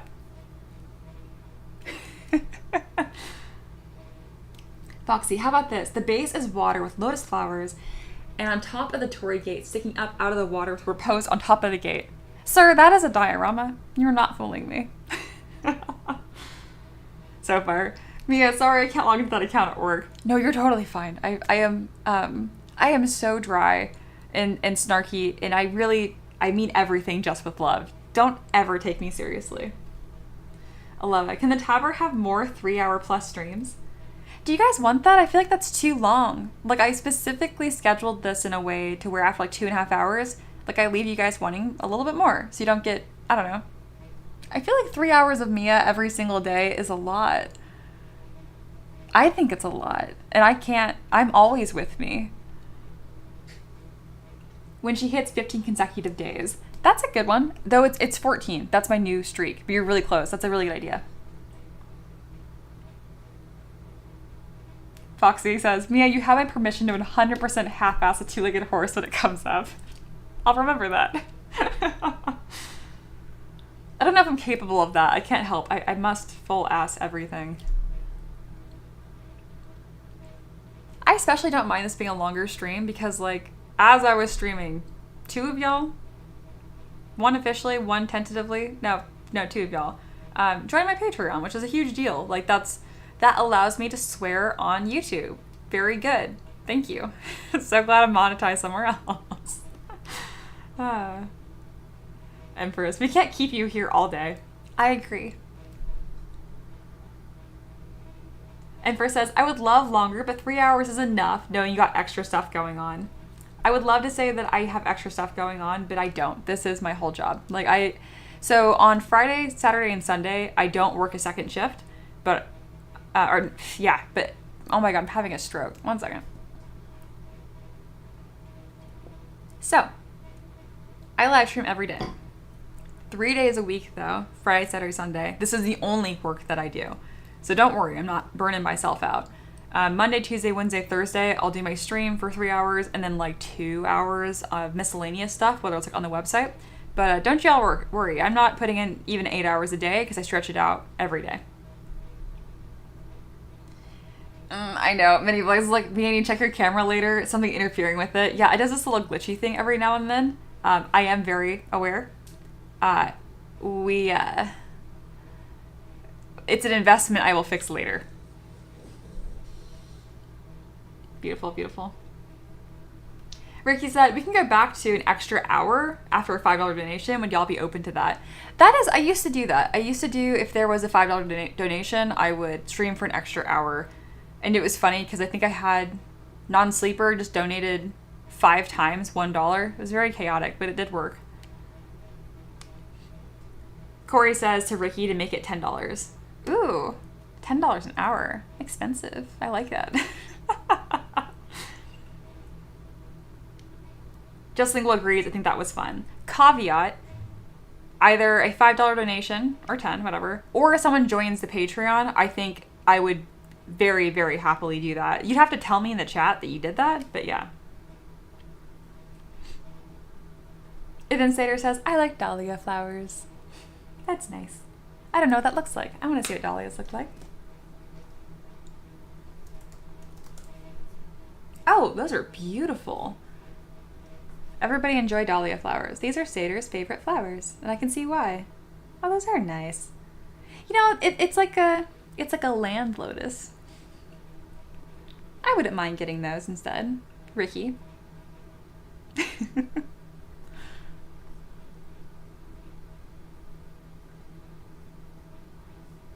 This has been a heck of a lot of fun. Y'all are all right for peasants. I love that we have, like, in the chat right now, we're talking about flowers, legit, like, business, and then we have pants and horses and how horses would wear pants. And I'm specifically not reading that out loud because it's so dumb and awesome. You guys can just keep that to yourselves.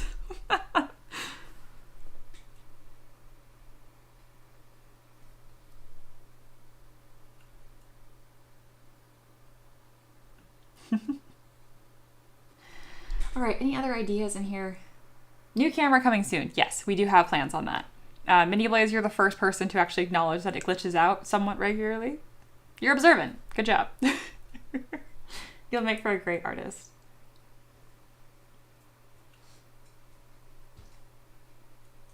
Awesome. Ooh, Ricky is mentioning Costco pizza to me. I'm not sure why, but I love Costco pizza. Is it Costco pizza or flowers? Or we're just going to go to Costco after this? That sounds great, though. All right, we're in last call. There. Boom. Official. 3-hour stream for Spartan's birthday. Special guest Spartan. No, we're not bringing my entire horse into the studio. Thank you. Sater said, I missed the horse pants part, but I feel like they'd have to be chaps. Sater, I think this is going to sound dry, but I mean it, like, totally serious. I love that you have a legit opinion on everything. Like, it's awesome. And you're not even, like, a jerk about it. You're really like, you know what, horse had pants? They'd be chaps. I love that. I really do. It's a sign of a very creative person. Empress said, oh, I have a big stream goal. Mia turns her and Ricky into fantasy models. Oh, that'd be so sweet. I would definitely be an elven druid with antlers. I don't know why, but there'd be antlers. And then, ooh, what would Ricky be? Ricky would be a barbarian. Let's be real. Just kidding. He would be a bard. He is so musical. Corey, Costco pizza? Jealous. Yeah, now I'm excited. Like, I guess we're doing that. Sater said, that's a good point. If I can't go to DEF CON, she shouldn't be able to go to Costco. Wow, I just said a nice thing to you, too. I take it back. Spartan's model coming for the special stream. Aloha said, what if for the special stream you make a quick, small model for the peasants each? Okay, I have a lot of peasants, but it would be fun to do, like, a rapid fire, like, 10 little models, you know? So, like, a bonsai tree, a rock, a pouch, that kind of thing.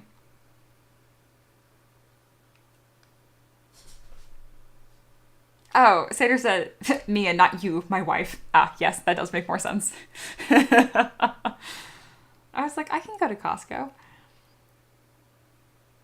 Sater says, an accurate, unlike Foxy, I see everything in my head, which is why that fascinates me. Very fair. SoFire says, Mia, serious question. What is Buc-ee's like? I've only seen it on videos. It's like if Costco was in charge of doing a convenience store. Just think of that. It's gigantic. It's magical. Everything is higher quality than has any business being. It's all like name brand stuff. Like this is like a, what is this? It's just a normal cup thing, but it's like the actual legit, I'm bad with brands. It's the fancy brand though. Anything, Yukon. There we go. It's fancy. Everything there is actually quite nice. We have a giant, like, real cowhide rug that's thrown over the headboard of our bed. And yeah, we got that from Buc-ee's. Like, it's really cool. Meanwhile, Reaper, we're about to blow away. Woo. You've had, like, non-stop tornado warnings and wind. Oh my goodness, sending good vibes to Reaper. Sorry.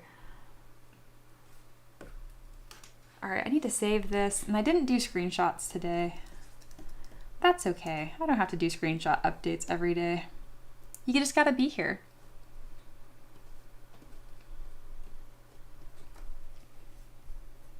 I love the way the base came out. This is really sweet.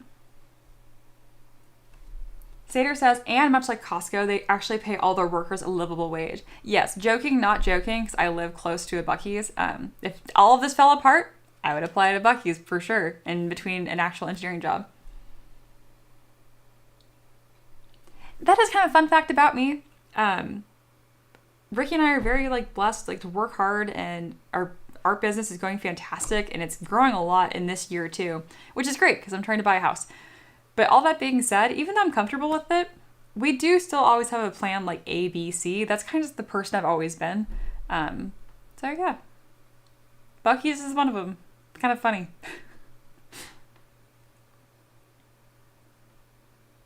Empress says, I feel like this stream really distracted me. I feel the same way.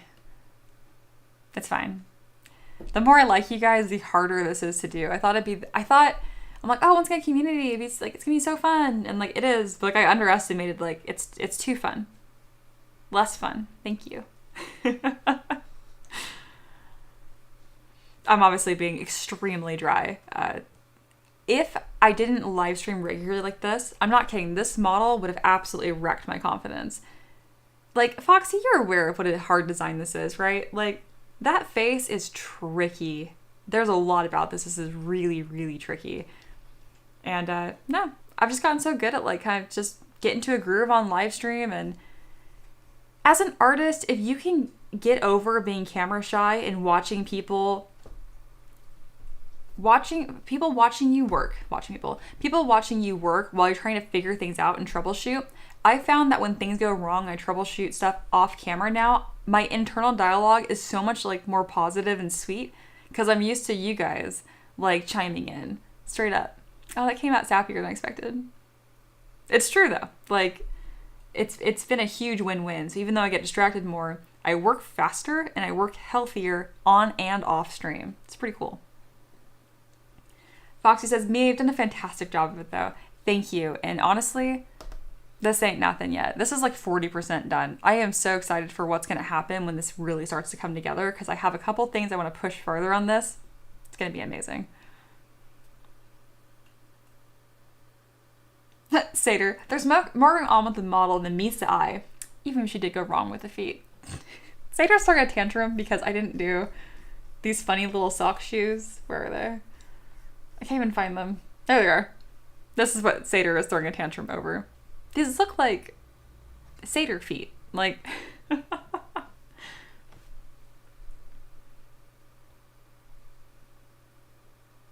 Corey says, aw, yeah, it is. It's nice. And Seder said, that wasn't sassy. We've seen your sassy and that wasn't it. Oh my god, right? Like, early streams, Hindsight and Mini Blades kind of came onto the live stream scene, or my live streams at the same time.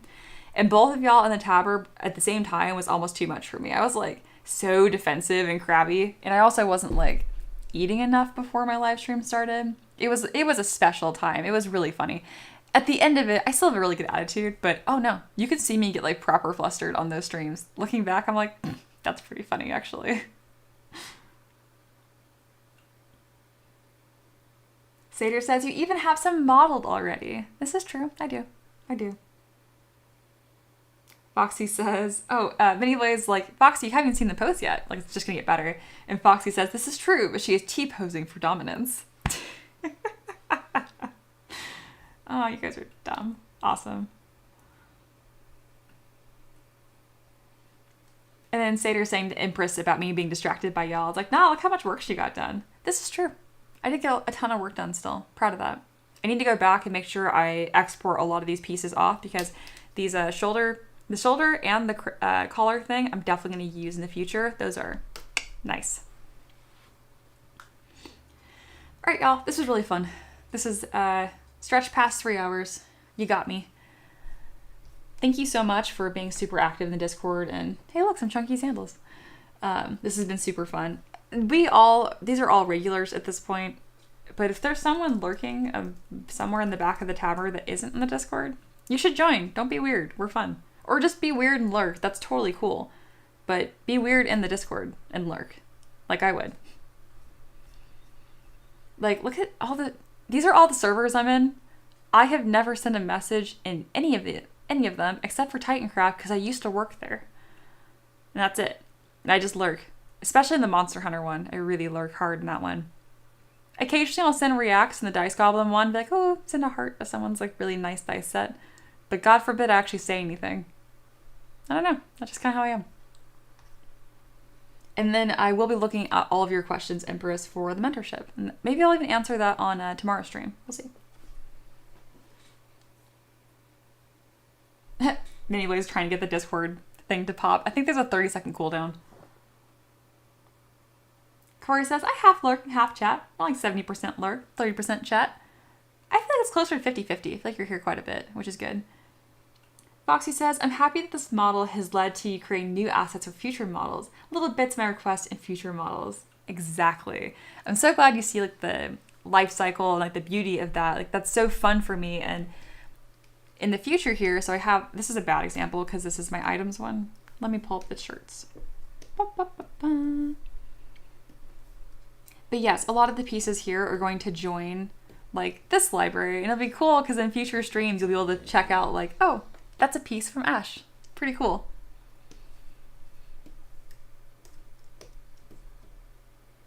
God, she looks so cool. And that color scheme I picked for the face, I'm a huge fan of. Really fun.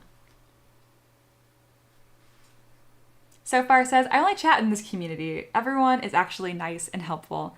Not by coincidence. I was talking to Reaper and Foxy. How did I forget your name, Foxy? You're right there. Anyway, Reaper and Foxy yesterday. And yeah, Foxy had a lot of really good things to say about that, especially because their line of work, it kind of like, they have background on this too, as far as like community and people go.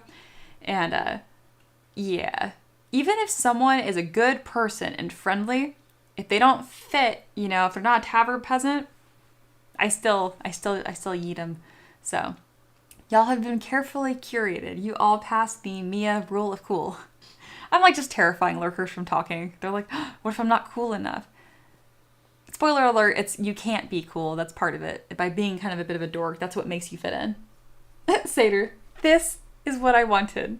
See the pastels? That's what I'm hearing in my head. Oh my god. Minivlaze is also laughing at Seder. Seder found a toad foot. He did. I actually do like it. That is very, very cool and very Warforged. But no. Foxy says, I used to stream. Had a little experience with community stuff. Very cool. I didn't know that you stream too. That's very cool. Seder said, that's the foot of my current mini. Oh, no kidding. Why don't you post the whole thing instead of being weird? We just see the foot of your mini. Full mini reveal, please. All right, I'm gonna end this stream very soon before I just talk to you guys all day. Though it is fun, but I'll literally be back tomorrow, so. And I'm out of water.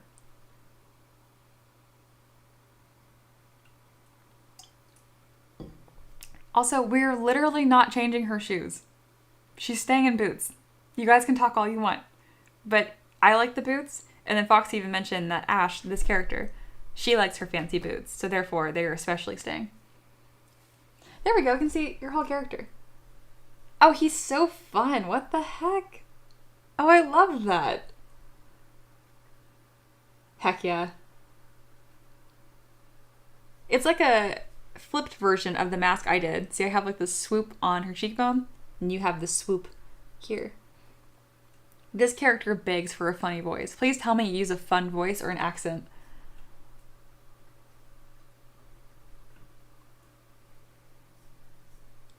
Very good. Aloha says, I'm going to stream me chugging 5 liters of resin for each follower. Awesome. All right, y'all. Be good. Be merry. I will see you tomorrow. Take care. Abrupt ending. Bye.